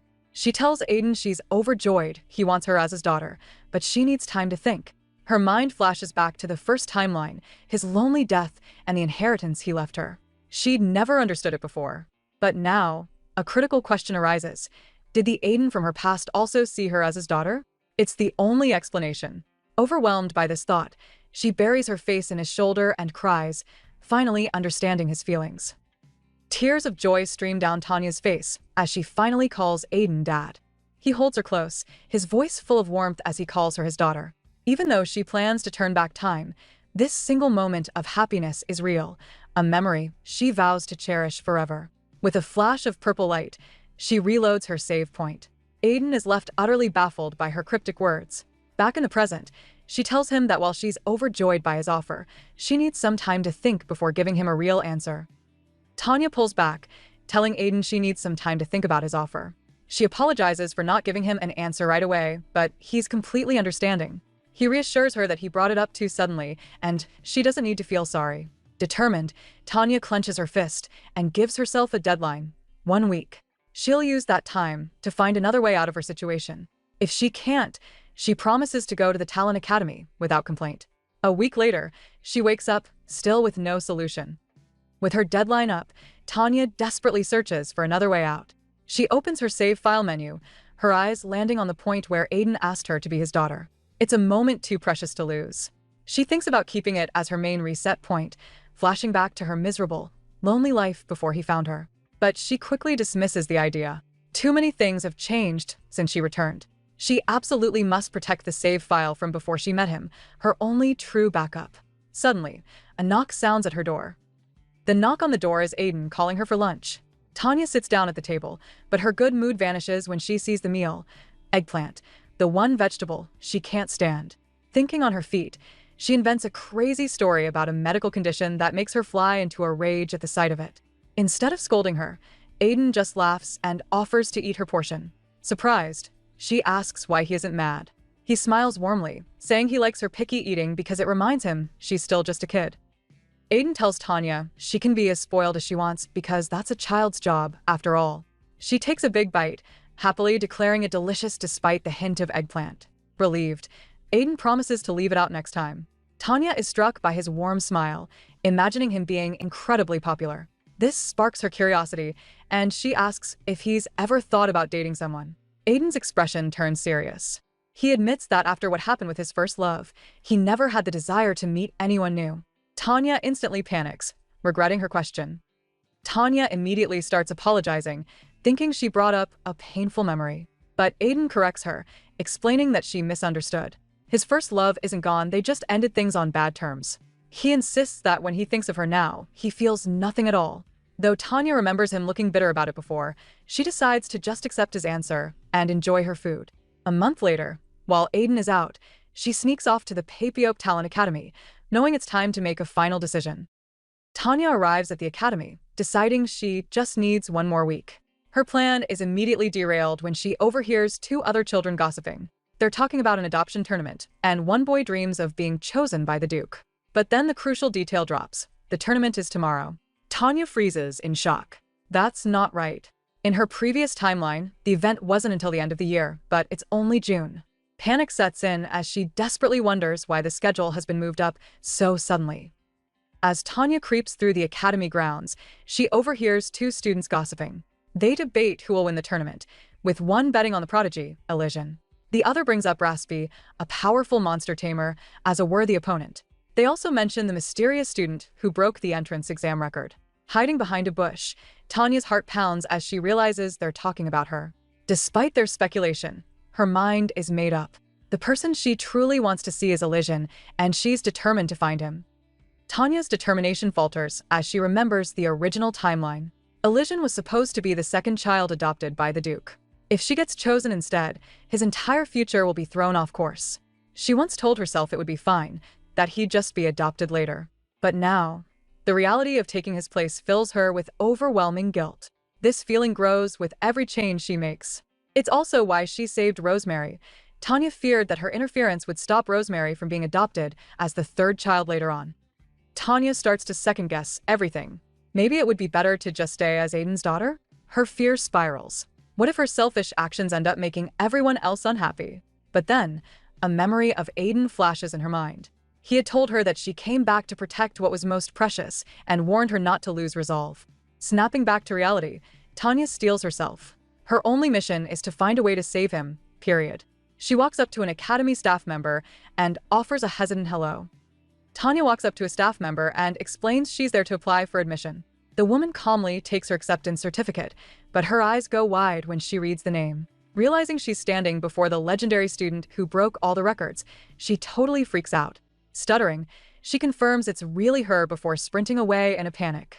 A moment later, she returns with an older man who is overjoyed to see Tanya. He admits they were worried she had been scouted by another family since she took so long to show up. The administrator assumes Tanya already knew about the adoption tournament because of her foresight ability, but she's completely in the dark. He then drops a bombshell. Her record-breaking exam results have captured the personal interest of the Duke. A flash of a stunning noblewoman appears in Tanya's mind. Her blood runs cold with a horrifying thought. The entire tournament schedule was moved up just for her. The man nervously confirms her suspicions, asking what she'll do if she fails before awkwardly trying to backtrack, mentioning that variables can always appear. The administrator's warning rings in her ears. Tanya knows there are other skilled candidates, but one face looms in her mind: Elysian. She understands that if she fails, it will be because of him. Her save and reload power has its limits. If she can't beat Elysian at her best, then no amount of do-overs will matter. Facing this reality, she makes a decision.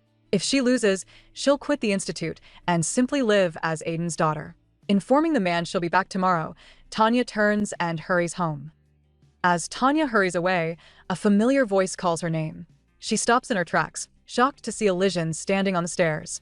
The sight of him triggers a powerful, fragmented memory from her original timeline. She remembers visiting his lab when they were older. He had gently touched her face, telling her it would be a relief if she didn't actually like him. Before she left, he had softly told her to take care. The ghost of that painful memory shatters, leaving her staring at the young boy before her. Elysian grabs Tanya, frantically asking what she meant. As she pulls away, his eyes widen with a horrifying realization. He shouts in disbelief, understanding that she turned back time yet again. He clutches his head in agony, unable to process what just happened. A deep blush covers his face as he touches his lips, recalling the moment right before her reset. Stuttering in embarrassment, he confirms that they had just shared a kiss. A flash of a happy, bell-filled future with her races through his flustered mind.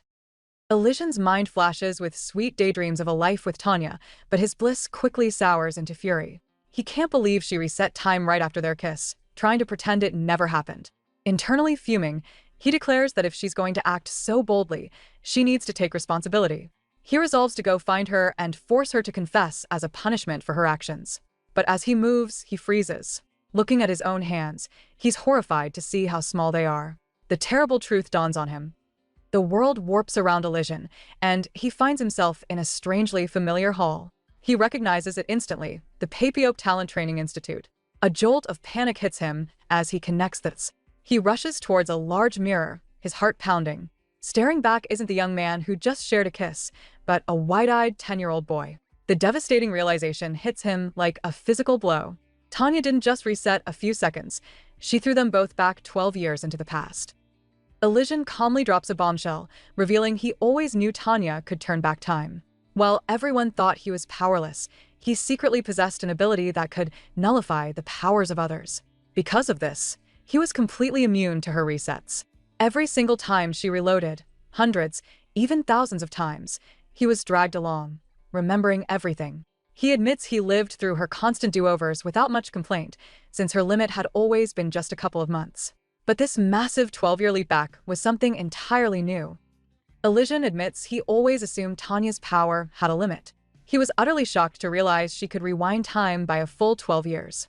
His mind flashes back to their supposed first meeting in a magnificent banquet hall. A young, starstruck Tanya had approached him, wondering if he was a person or a beautiful sculpture. She then declared that whoever married him would be the luckiest person alive. But Elysian knew a secret Tanya didn't. That wasn't actually the first time he had seen her. Elysian remembers finally finding her after the massive 12-year reset. He had been searching for a long time. At a grand banquet, he watched as Tanya mingled with her friends, completely carefree. He silently fumed, questioning how she could just turn back time and act like nothing had happened. Suddenly, she and her friends spotted him. A starstruck Tanya approached, gushing about what an honor it was to meet Lord Elysian of the Papiope family. He remained silent, annoyed that she had been openly staring at him just moments before in a now-erased timeline. Elysian recalls their original timeline. Tanya kept her distance from everyone, and that included him. This standoffish attitude only made him want her more. He became greedy. Determined, he visited her every single day, helping with anything she asked. He'd promised to come back tomorrow, and slowly, they grew incredibly close. But after everything, even a kiss, she just ran away, resetting time 12 years. He furiously decided he wouldn't let this slide. He searched tirelessly for her in the new past until he collapsed from utter exhaustion. Elysian's flashback continues. He had searched for what felt like months in the reset past, but there wasn't a single trace of Tanya. The endless search finally took its toll, and he collapsed from complete exhaustion right in front of his attendants. They cried out his name, rushing to his side. When he came to, he was completely dazed. He frantically asked a servant how old he was. The baffled man confirmed he was 22. It hit Elysian instantly. He was back to his original age. Tanya had reset time on him yet again. His mind screamed one name, Tanya. He had to find her now. He bolted from the room, a blur of motion down the hall. His butler and sister watched, stunned. They had never seen him run instead of teleporting. Elysian tore through the city, searching her home and every business she owned, but found nothing. Desperate, a wild thought struck him. He raced back to his own mansion, startling a servant. Panting, he asked if Tanya had come here. The servant confirmed it. She was in the reception room at this very moment. Elysian burst through the reception room doors, his guests confirmed. He spotted Tanya inside, who looked up in complete shock. Furious, he yelled her name, demanding to know what she had just done. Before she could even process his sudden appearance, he lunged, grabbing her wrist in a tight grip. The instant their skin touched, a blinding golden light erupted from her. The world around them shattered into glowing particles. Elysian stared in horrified realization. Tanya was resetting time again, and this time, he was being dragged along for the ride. The world reforms around Elysian, and he finds himself a child again. He's confused, wondering why Tanya would give up the life she had built. Then it hits him. She did it to see her precious person again. He's instantly filled with regret for grabbing her so aggressively. He should have asked her gently. Before he can process it all, a young Ron runs up, shouting his name. Ron excitedly reveals that someone just shattered every record in the Academy's entrance exam. Elysian freezes, knowing instantly who that person must be. Elysian realized this timeline was already broken. Something new had occurred. He stared at a photo of young Tanya, determined to find her and persuade her to return to their original future. But his plan immediately hit a snag. A month went by, and Tanya never enrolled in the academy. Meanwhile, the orphanage kids were nervous. Raspy noted that the adoption tournament was suddenly moved up to the next day.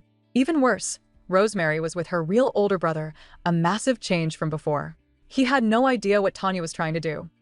Waving off his friends, Elysian promised to be right back. His mind was racing. Where was Lady Tanya? Why hadn't she appeared at the academy like she was supposed to? He pushed open a nearby door, and a flash of brilliant pink light erupted before him. As his vision cleared, he saw her. A tiny girl with long, flowing pink hair. He called out her name, his voice shaking with disbelief. Tanya stopped cold, slowly turning to face him. Her golden eyes were wide with total confusion as she stared at the strange boy. Elysian thought back to the original Tanya, a tiny, fragile girl whose eyes burned with spite. He could only imagine how painful her childhood must have been. It baffled him why she would throw away all the wealth and success she had earned just to return to this difficult time. But he knew there had to be a powerful reason. He made a vow right then. If what Tanya desperately wanted existed in this timeline, he would do everything in his power to help her. He strode down the stairs, approaching her with newfound determination. Elysian greeted her by name, leaving Tanya completely stunned. She demanded to know how he knew her. He coolly explained that she was the most famous person at the training center, and he recognized her instantly from the rumors. With a dazzling smile, he introduced himself as Elysian, or Shaun for short, and offered his hand. After she accepted, he asked if she planned to join the adoption tournament. When she confirmed, he declared that he would be her competitor, suggesting they could drop the formal act with each other. Tanya stared blankly as Elysian explained he just wanted to be friends. He told her not to feel pressured and, with a cheerful goodbye, promised to see her the next day. Later that night, Tanya lay in her bed, replaying the encounter in her head. For a crazy second, it felt like he remembered her. Just like in her past life, he was the first person to approach her and try to be her friend. As she connected the dots, a shocking possibility began to dawn on her. Could it be? Tanya jolts upright in bed, her mind racing. Could Elysian have fallen for her at first sight? Shaking off the thought, she focuses on the real problem. She needs permission to enter the adoption tournament. She finds her caretaker, Aiden, holding a letter with a grim look. He already knows she passed the entrance exam with the highest score in history. Gathering her courage, Tanya confesses her wish to participate in the tournament. Aiden lets out a heavy sigh, looking down at her results, wondering if he has become an obstacle in her path. Tanya quickly denied that he was an obstacle, but Aiden knew the truth. Looking at her record-breaking scores, he realized he couldn't hold her back any longer. He gave her his permission, promising to take her to the tournament himself the next day. Tanya was stunned. She had gotten what she wanted, but a strange sadness filled her. Noticing her downcast face, Aiden gently ruffled her hair.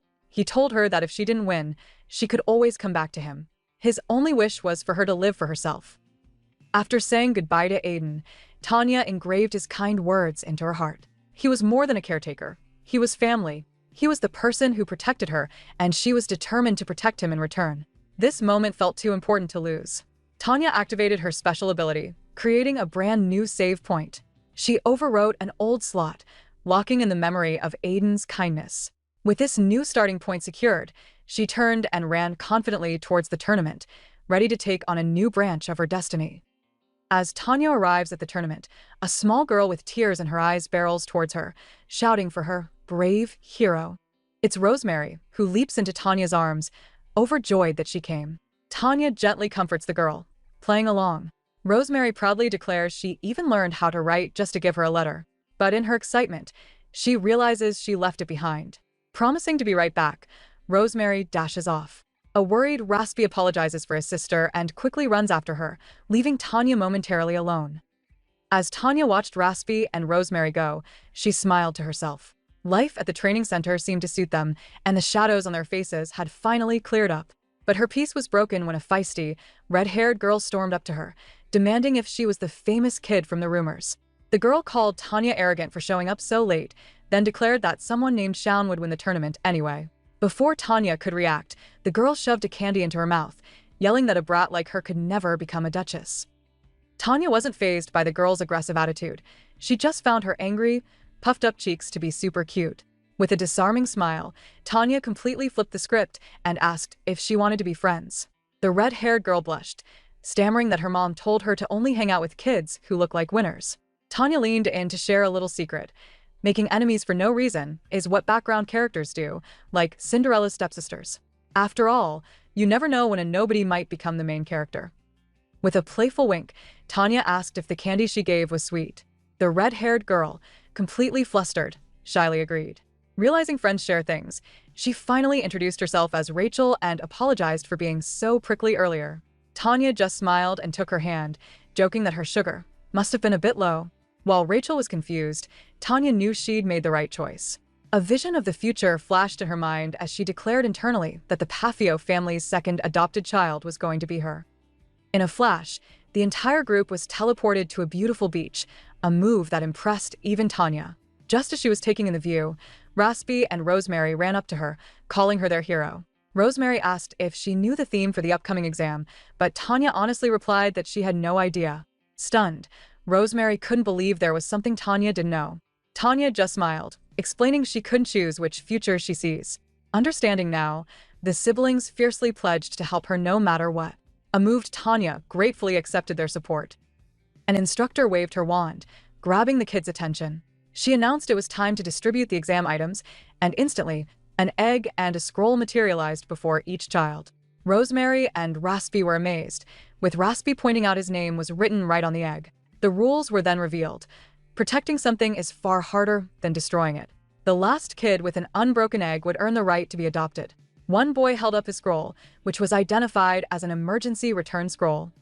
The instructor explained that the island was mostly home to low-tier monsters, but she warned them not to venture too deep, as stronger creatures occasionally appeared. A kid nervously asked if there was a penalty for using the return scroll. The answer was a hard yes. Using the scroll meant forfeiting the exam and getting teleported to a central safe zone. The entire island was their arena, but intentionally hurting another participant was grounds for instant disqualification. With a final smile, she wished them all luck and raised her wand to fire the starting flare.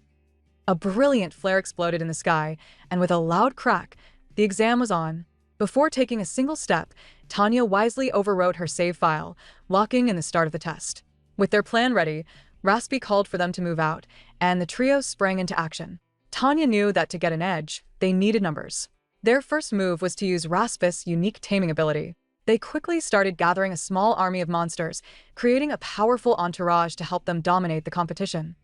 With their monster army assembled, Tanya announced their next move: find a good spot and hide. But as they walked, Rosemary suddenly started stumbling, looking dizzy and unwell. Tanya noticed immediately, asking if she was sick and suggesting they rest. Rosemary insisted she was fine, but Raspy stepped in, gently telling her to just tell Tanya the truth. He assured her Tanya would understand. Looking flustered, Rosemary gathered her courage to explain what was wrong, but a sudden sound from the bushes cut her off. Suddenly, several white eggs with names written on them clattered to the ground around the group. Tanya stared up in shock to see Rosemary looking sheepish. When asked where she got so many, Rosemary proudly confessed it was her old street trade. She'd pickpocket the eggs from other contestants, cleverly swapping them with rocks so they wouldn't notice immediately. Torn between scolding and praise, Tanya made her promise to stop. Just then, Raspy pointed out a flaw in her plan, asking why she didn't just break the eggs right after stealing them. Rosemary proudly defended her strategy. If anyone got too close, she needed something to throw, and since rocks were out of the question, eggs were the next best thing. Amused but concerned, Tanya realized she'd have to watch the twins like a hawk. Just then, Raspy rolled up his sleeves with a determined look. He told the girls to stay behind with their monster guards. He was going to go out and personally eliminate all the other contestants to secure the win for Tanya. They cheered him on, telling him to go get 'em. As Raspy set off, another noble contestant watched from afar, considering the boy's power. As Tanya watched Raspy leave, she knew he stood no chance against Elysian. This meant only one thing: she would have to eliminate Elysian herself. While she and Rosemary waited, another contestant suddenly burst from the bushes, shouting that he'd found them. He demanded they hand over their eggs if they didn't want to get hurt. Just then, an unseen ally warned the boy not to come any closer. The bully laughed it off, but his insult infuriated Rosemary. She stepped forward protectively, ordering him to watch how he spoke to their hero. The contestant ignored the warning, yelling at them to stop playing heroes and hand over the eggs. But before he could move, a horde of monsters burst from the trees. Vicious wolves and giant snakes surrounded them instantly. With a simple point, Tanya ordered her girl eyes to go. The The boy froze in pure terror, completely overwhelmed by the sudden attack. Standing proudly beside her monstrous protectors, Rosemary smugly told him to leave his egg and get lost. The terrified bully could only stammer that he didn't have his egg on him. The flustered contestant swore he'd hidden his egg first, yelling that no one would carry it out in the open. But Rosemary's patience had run out. She called him an idiot as her gaze slowly drifted down, fixing on a very specific spot. The boy began to tremble, nervously asking her what she was looking at while trying to cover himself. A cold smile spread across Rosemary's face as she announced that he did, in fact, have eggs. 2 of them, to be precise. The bully's face went white with pure horror. Rosemary suggested hiding their egg, but Tanya insisted it was safer to keep it with them. She explained that the island was crawling with terrifying eggworms, giant creatures that devour any unattended egg they find. The good news? These monsters were terrified of humans. This meant carrying the egg was the only way to protect it. Tanya smugly concluded that the bully's hidden egg was surely gone by now. Meanwhile, Rosemary, still fuming over his insults, marched up to the trembling boy and delivered a swift, punishing kick for disrespecting her hero. The humiliated bully scurried off, shouting empty threats that he'd let them off this time. But Rosemary's rampage was just getting started. Her senses sharpened as another challenger crept up, demanding their egg. A pained cry echoed through the trees. Tanya could only sigh as another sacrificial lamb walked right into her friend's paws. 3 hours later, Rosemary asked if they should go to the safe zone. Tanya explained her strategy. The rising tide would force everyone to the center. On the way, they found a field of unconscious kids surrounded by broken eggs. Tanya explained that any student whose egg broke would be automatically sent to the safe zone. Hearing this, a fired-up Rosemary urged her hero to hurry up. They arrived at the island's center to find a chaotic battlefield. Rosemary quickly spotted her brother Raspy fighting for his life against other kids and a massive insect monster. While confident her friends could handle the mob, Tanya's attention drifted. High above the chaos, a single figure sat calmly, observing the mayhem. Her eyes widened. It was Elysian, looking down on them all like a king. Tanya made a split-second decision. She ordered Rosemary to take all the magical beasts and go help her brother in the fray. Confused, Rosemary asked what her hero would do. Tanya simply stated she was going to see Elysian.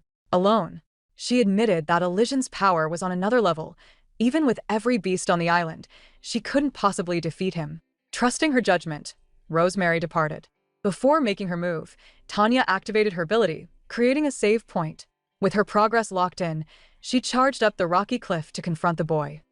As Tanya reached the top of the cliff, Elysian calmly gestured. A gentle force lifted her off her feet, floating her over to him. He welcomed her with a smile and conjured a cushion out of thin air for her to sit on. Tanya was flustered by the smooth move, wondering where boys her age learned to be so charming. But Elysian cut straight to the point. He looked her in the eyes and asked why she wanted to be adopted into the Duke's family. With her gift of foresight, he reasoned, she could have anything she wanted without a noble title. Elysian points out the downside of nobility, explaining that life only gets harder when everyone is always watching you. After a moment of silence, Tanya admits he's right. She never wanted to be a noble, either. Naturally, Elysian asks why she changed her mind. Tanya explains she learned that protecting someone requires more than just money. Her ultimate dream is to gain wealth, honor, and power, all to keep her people safe. Elysian then asks who she considers her people, gesturing to the battle below. But Tanya's answer is unexpected. She has only one true friend. Visibly startled, Elysian asks who. Tanya cheekily answers that her friend is a boy more handsome than him. Unfazed, Elysian smirks, claiming he rarely loses in the looks department. To shut him down, Tanya clarifies that her taste is for older men with more mental maturity. Suddenly, the gears in Elysian's head click. A blush spreads across his face as he asks if she's saying he's her ideal type. Tanya panics, insisting she meant mentally mature, but he just grins. With a confident smirk, he declares that he was right all along, leaving her speechless. With the battle winding down, Elysian cheerfully suggests they get going, pointing out only 3 of them are left. But just then, a new challenger appears. It's Raspy, riding a giant green insect straight toward them. As the boy approaches, Elysian smoothly steps in front of Tanya, taking her hand protectively. The sight makes Raspy absolutely livid. He screams at Elysian to get away from Tanya, calling him a shameless scoundrel. Unfazed, Elysian just smirks, coolly asking if Raspy is Tanya's boyfriend to be making such a big fuss. Enraged, Raspy roars from atop his giant insect that Tanya is his master. This bombshell declaration sends a shockwave through the crowd, leaving the judges and other participants completely stunned. Tanya frantically denies it, insisting to Elysian that she never agreed to anything and Raspy is just being delusional. Cool as ever, Elysian smirks, agreeing the boy is just a delusional fellow. As Raspy charges, Elysian calmly turns to Tanya and asks if she wants to see something incredible. Confused, she can only wonder what he's planning. With a calm smile, Elysian raises a single hand. In an instant, a massive torrent of magical water erupts from the ground, crashing directly into Raspy and his giant insect. The wave completely washes them away, leaving the boy soaked and dazed. Turning back to a stunned Tanya, Elysian grins, proudly asking how she liked his magic. Before she can answer, he gently lifts her chin, smugly declaring that now only the two of them remain in the competition. He is clearly enjoying his little show of power. Tanya spots her opening. With Elysian so close and his guard completely down, she devises a quick plan to break the competition egg and claim victory. But as she prepares to make her move, Elysian just smirks, already knowing her intentions. In a brilliant flash, he deftly snatches the egg, seemingly pulling it out of thin air. A pocket of space materializes around him as he holds up his prize. Tanya is left utterly dumbfounded, wondering how he even got his hands on the egg in the first place. Tanya realizes this was a fight she could never win. Dangling the prize egg in front of her, Elysian calmly asks if she wants it. Annoyed but determined, Tanya gives up on strategy and just lunges, crashing right into him to grab the egg. But instead of fighting back, Elysian just smiles. He simply opens his hand and lets the prize drop. It plummets to the ground and shatters into a gooey mess. Everyone in the crowd gasps in total shock, stunned by his sudden forfeit. He just threw away his win for no reason. Tanya stares at the smashed egg, completely stunned. With a cheerful grin, Elysian just calls it his mistake. Livid, Tanya can't believe he'd throw the entire competition and just brush it off like that. He takes her hand to lead her away, but she demands to know why he did it. He calmly explains that he'd rather be close to her than be her competitor. She then asks why the twins help him, and he reveals he saved their lives. Looking at her intently, he declares that it's the same for him, leaving her totally baffled. Elysian asks Tanya if she understands the butterfly effect, explaining that even her smallest actions can have a huge impact on his life. He then confesses that he has been on her side from the very moment they first met. Completely intrigued, Tanya asks exactly how she influenced him, but he just smiles and calls it a secret. Abruptly changing the subject, he points toward a nearby tree, saying some fool is hiding there. He then tells Tanya he's leaving this one to her, declaring that it's her time to shine. The girl from the tree finally reveals herself. She thanks Tanya for charming Elysian, calling it a golden opportunity. Since she'll be leaving the training center next year, she refuses to let this chance pass. With a fierce look, she charges straight at Tanya, assuming her target must have some kind of super strength. Just before the attack connects, a flash of light signals that Tanya has created a new save point. A split second later, the girl grabs Tanya's arm, her grip shockingly powerful. The girl crashes into Tanya, pinning her to the ground. Laughing wildly, she screams that she's the winner. She taunts Tanya, calling her resistance a cute little tantrum and smugly stating that the match is already finished. But Tanya, completely unfazed, calmly says it's not over until it's truly over. She slowly reaches into her hair bun and pulls out a perfectly intact egg. Her attacker is left speechless, demanding to know what happened to the egg in Tanya's pocket. Tanya simply reveals that the broken egg belonged to a different contestant. Tanya cheekily tells her attacker that she should have never let her guard down. A loud whistle blows, and an official declares Tanya the winner since she's the only one left with an unbroken egg. The other kids immediately cry foul, complaining that the strongest contenders were protecting her and calling it unfair. But the staff quickly shuts them down, revealing that Tanya already passed the entrance exam with flying colors. The head instructor makes the final call, reminding everyone that all tactics were fair game in this competition.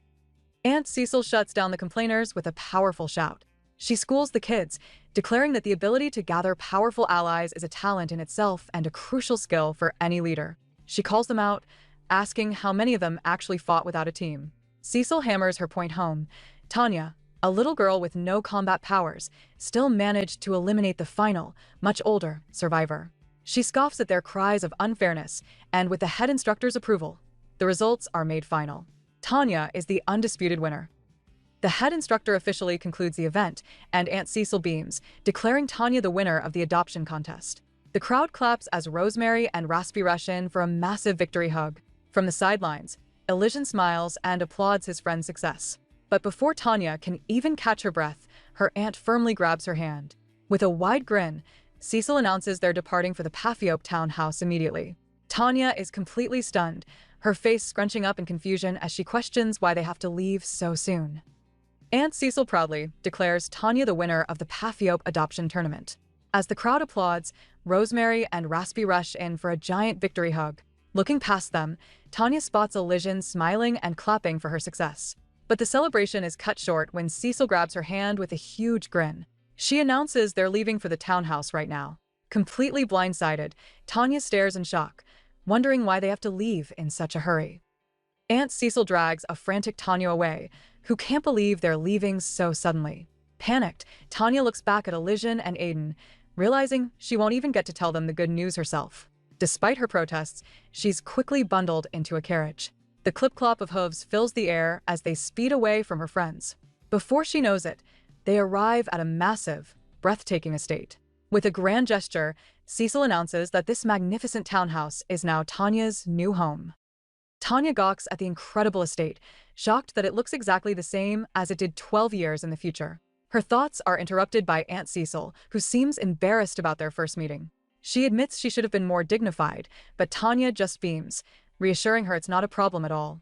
Struck by the girl's sweetness, Cecil quickly composes herself and orders the butler to get Tanya ready for dinner. Soon after, a freshly bathed Tanya is escorted into a grand dining hall to join her new guardian. Dressed in a gorgeous yellow gown, a cleaned-up Tanya nervously enters the dining hall. Aunt Cecil is overjoyed, exclaiming that Tanya shines brilliantly now that she's been polished up a bit. Tanya happily thanks her, admiring her beautiful new dress. But as she sits down, she spots a stern-looking boy sitting across the table. Confused, she asks her new guardian who he is. With a proud grin, Cecil introduces the boy as Lucian, her eldest son, and pulls him into a tight hug, much to his annoyance. Aunt Cecil proudly explains that Lucian, now 11, will be Tanya's older brother. Tanya introduces herself with a bright smile, but Lucian just coldly states his name and looks away. This frosty reception instantly annoys our girl. She can't believe how uninterested he is. Cecil tries to smooth things over, ruffling her son's hair and explaining he's always been blunt. Tanya agrees out loud, but privately thinks he's a total jerk.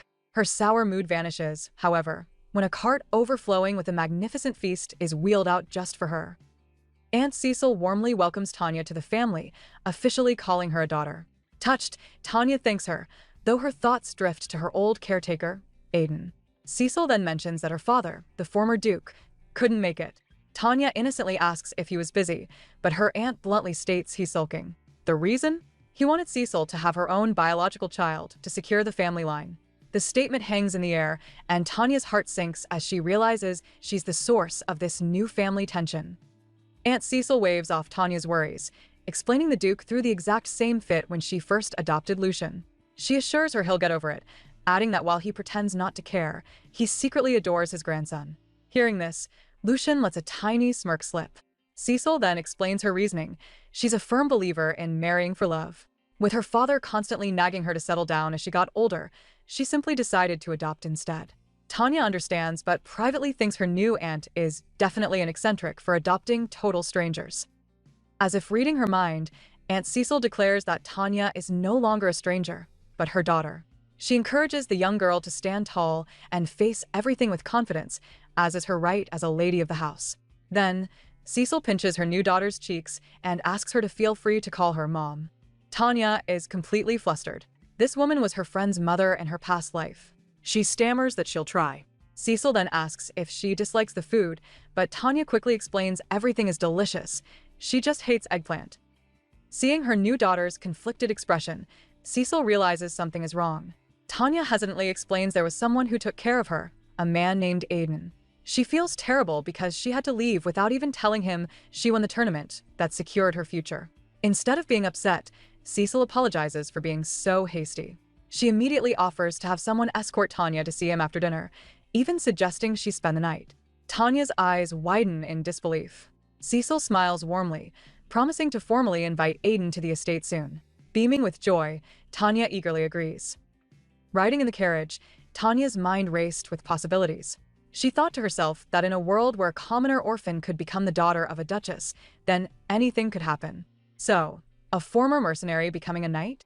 Why not? The carriage soon pulled up to Aiden's humble home. As she stepped out, a determined look crossed her face. She was convinced that the future where Aiden became her personal escort knight was closer than ever. This was just the first step in her grand plan. As the carriage arrives at Aiden's home, Tanya leaps out, excitedly shouting for her uncle. One of her escorts cautions her to be careful in the dark. After thanking them, the butler gently suggests that as a lady of the house, she should speak more formally. Taking the advice, Tanya confidently informs them she'll be staying the night and that they can pick her up the next afternoon. The servants bid her a restful evening and depart, their carriage rumbling away as Tanya waves them goodbye, ready for her happy reunion. Aiden calls out Tanya's name, but his expression is anything but happy. As he stares down at her, his mind flashes back to seeing her carriage leave. He knows he should be thrilled that she's now a duchess's daughter, but the words of congratulations get stuck in his throat. His hand clenches into a tight fist. Tanya sees the gesture, and her heart sinks. She stammers that she won the tournament, but his cold silence is her only reply. With tears welling up, she apologizes, confessing she doesn't think she can be his daughter anymore. Aiden's expression softens as he sees her tears. He thinks about how this sweet girl has endured so much, yet still puts his feelings before her own. He can't let her live like this. Gently pulling her into a hug, he tells her not to apologize. This is a moment for pride, not tears. He encourages her to live her new life as a duchess's daughter without looking back. He knows this is for the best, as it will keep her safe from the man who must never learn she's his real daughter. Tanya clings to Aiden, desperately asking him to become her knight. He gently explains that as a mercenary, he can't possibly become a duke's knight. But Tanya refuses to accept this, fiercely asking what would happen if she found a way to make him her personal knight. Her brave facade finally shatters. She confesses that she's terrified of being dragged into a deadly succession battle and fears someone will come to steal her unique ability. At her words, Aiden's eyes widen, finally understanding the true depth of the danger she's in. Tanya clutches Aiden's shirt, her voice cracking as she tearfully begs him to protect her. Her desperate plea throws him back into a painful memory. The scene flashes to a dark, stormy night 7 years ago. A younger Aiden gallops furiously through the downpour, his face a mask of pure anguish. He bursts into a remote house, his heart sinking at the sight before him. A woman with familiar pink hair lays weakly in bed, her time clearly running out. He had arrived too late to save her. The memory hits him hard. In the flashback, a woman with familiar pink hair lies weakly in bed, her time running out. She reveals a stunning secret to a younger Aiden. They have a child. She had only discovered the pregnancy after they were forced to separate and kept it hidden, wanting him to live on without her. A tearful Aiden demands to know why she's telling him now. It's because a dangerous man has discovered the truth. She's terrified that this man will end their child's life, and she is too sick to protect them. The dying woman explains her greatest fear. She's too well known now, and it's only a matter of time before the man hunting them finds her. With a final, desperate plea, she begs Aiden to take care of their baby. Aiden's mind reels. He just learned he's a father and questions if he can love a child he never knew existed. Then he's handed a tiny bundle. Inside is a baby girl with familiar pink hair. As Aiden holds his daughter for the very first time, his heart pounds wildly in his chest. Tears streaming down her face, the woman apologizes, admitting she never named their child because she felt she didn't have the right. With a heavy heart, Aiden makes a painful decision. He declares that he will name the baby himself, but the mother must forget she ever had a child. This, he explains, is the only way to keep them safe. From that day on, Aiden threw everything away. He abandoned the mercenary corps he had built from scratch and settled in a small, remote village where no one knew his name, all to protect his daughter. Aiden recalls the early days of fatherhood. At first, everything was a struggle, but looking back, he can say with absolute certainty that those days were the happiest of his life. His tiny daughter taught him how to smile again and how to share love. It took 3 months, but he finally chose a name for her, Tanya, after the red geranium. The flower's meaning is because you are here, there is love. It was his way of admitting that she had become the very center of his world, a deep love he never could have felt without her. The memory is crystal clear. Tiny Tanya, her eyes filled with tears, desperately asks if he will protect her. Aiden looks down at the small child clinging to him and makes his choice. He agrees. Staring out at the night sky, he makes a solemn promise to stay by her side forever. Aiden declares that he will gladly become her unbreakable shield, vowing to protect Tanya with his life, right up until his very last breath. He was no longer just a father, he was her sworn knight. Years ago, when Tanya was just 14 months old, she played under the watchful eye of her Aunt Cecil. Cecil told the tiny girl that her father would be home soon. Suddenly, an urgent pounding rattled the front door. Baby Tanya got excited, thinking her dad was back. Annoyed by the loud racket, Cecil opened the door, but her welcoming smile vanished. On the doorstep stood a distraught Aiden, accompanied by a mysterious hooded figure.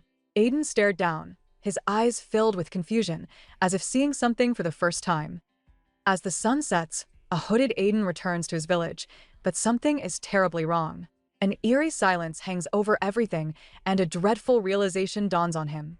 He drops his things in sheer panic, a denial escaping his lips.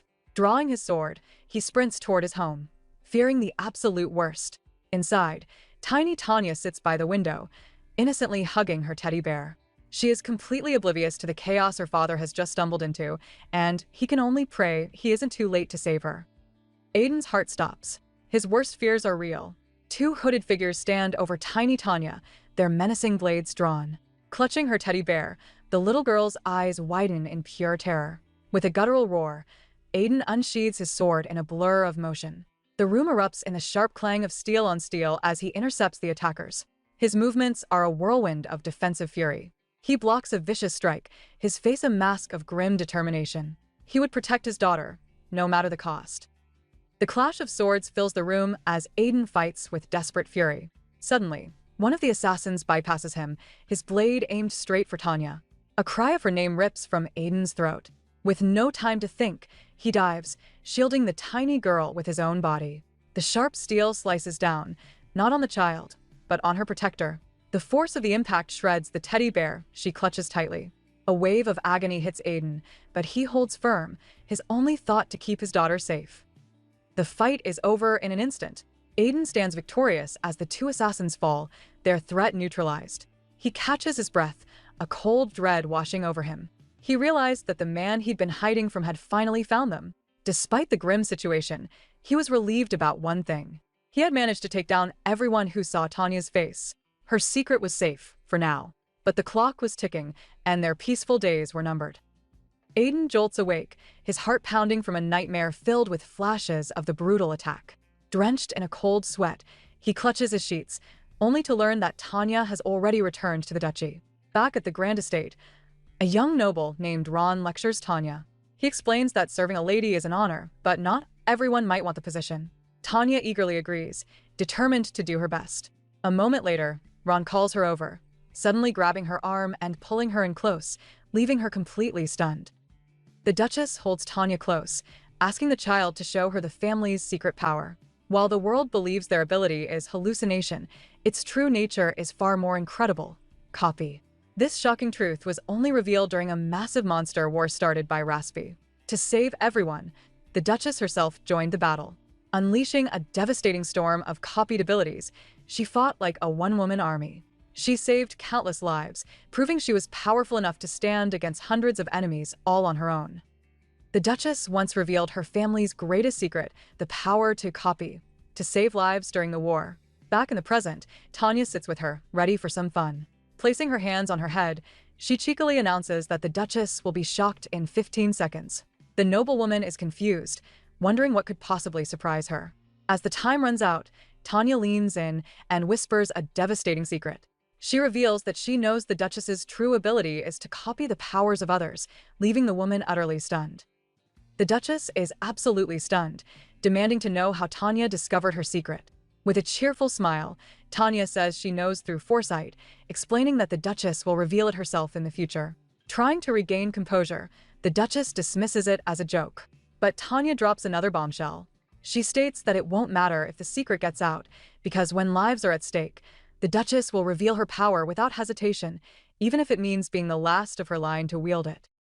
The Duchess bursts into laughter, admitting that Tanya predicted her actions perfectly. Completely charmed by the little girl, she scoops her up and asks her to officially become her daughter. A confused Tanya asks if she wasn't her daughter already. The Duchess playfully points out that real daughters don't use stuffy titles like Your Grace. With a grin, she coaxes the child to call her mommy. Tanya is left completely red-faced and flustered, realizing that winning over the Duchess is a challenge she's more than willing to accept. Still reeling from her new family situation, Tanya sighs, finding it impossible to say the word mommy. Just then, a maid introduces herself as Lena, her temporary guide. A light bulb goes off in Tanya's head, and she immediately asks about her grandfather, the previous duke. Lena confirms he's in the annex, but warns her that he's in a terrible mood. Despite this, she suggests that as his granddaughter, Tanya should still go and greet him. It looks like our girl has another grumpy noble to win over. Lena thinks it's a wonderful idea and gives Tanya a helpful tip. She reveals that the old duke, Lord Declan, has a soft spot for polite children, so honesty might just win him over. Impressed by Lena's quick thinking, Tanya feels she might not need to search for a new maid after all. As they walk down the hall, a snotty voice demands to know why they're in the way. A pompous-looking blonde boy with his arms crossed tells them to move. Tanya just stares back, thinking the Duchess's family must be having a really bad year. Tanya offers a simple hello, but the pompous boy immediately puffs up his chest. He scoffs at her casual tone, accusing her of only acting polite in front of his mother. Thinking on her feet, Tanya unleashes a flood of flattery, gushing that he looks so much like a refined young duke. Her formal words just slipped out. He gets flustered but tries to play it cool, internally dismissing this tiny girl as his rival. Just as he's feeling superior, Tanya drops a bomb. She has absolutely no intention of becoming the next duke. The pompous boy immediately calls her a liar. If she didn't want the title, why did she risk her life in the adoption competition? Tanya knows she never actually risked anything, but she decides to use his ego against him. Leaning in close, she whispers that since she never had siblings, she's just really happy to finally have a handsome older brother. She cheerfully suggests they get along well from now on. Flustered and beet red, the boy violently shoves her back, demanding to know why he would ever get along with her. A maid cries out, rushing to catch a stumbling Tanya. Before she can steady her, a young blonde boy named Lucian Papiof grabs Tanya's arm, his face flushing red. Suddenly, a thunderous voice booms through the grand hall, calling him an impudent boy. The sheer authority in the man's voice makes Lucian tremble in fear. Peeking out from behind her caretaker, Tanya sees the intimidating figure at the end of the hall. It's the previous duke, Declan Papiof, who coldly questions what Lucian's mother taught him. A cane slams against the floor as a furious old man appears.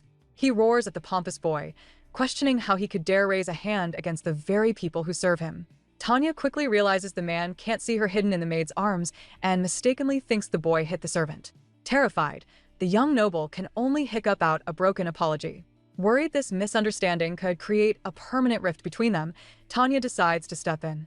She calls out, but the old man simply stares down, confirming her fears. Tanya's eyes widen in recognition. The furious old man is the previous Duke of Papiof, the same masked figure she outsmarted at the underground auction. Stepping forward, she calmly corrects him, explaining she was the one who was pushed. Then, she drops a bombshell, calling the powerful Duke grandfather. As her new brother stammers in confusion, Tanya gives the old man a perfect curtsy, introducing herself as his new granddaughter. The Duke just pinches his nose, already exhausted by her antics. Tanya simply gives a cheeky SHA gesture, totally enjoying the chaos. The Duke confirms with Tanya if she was the one Lucian hit.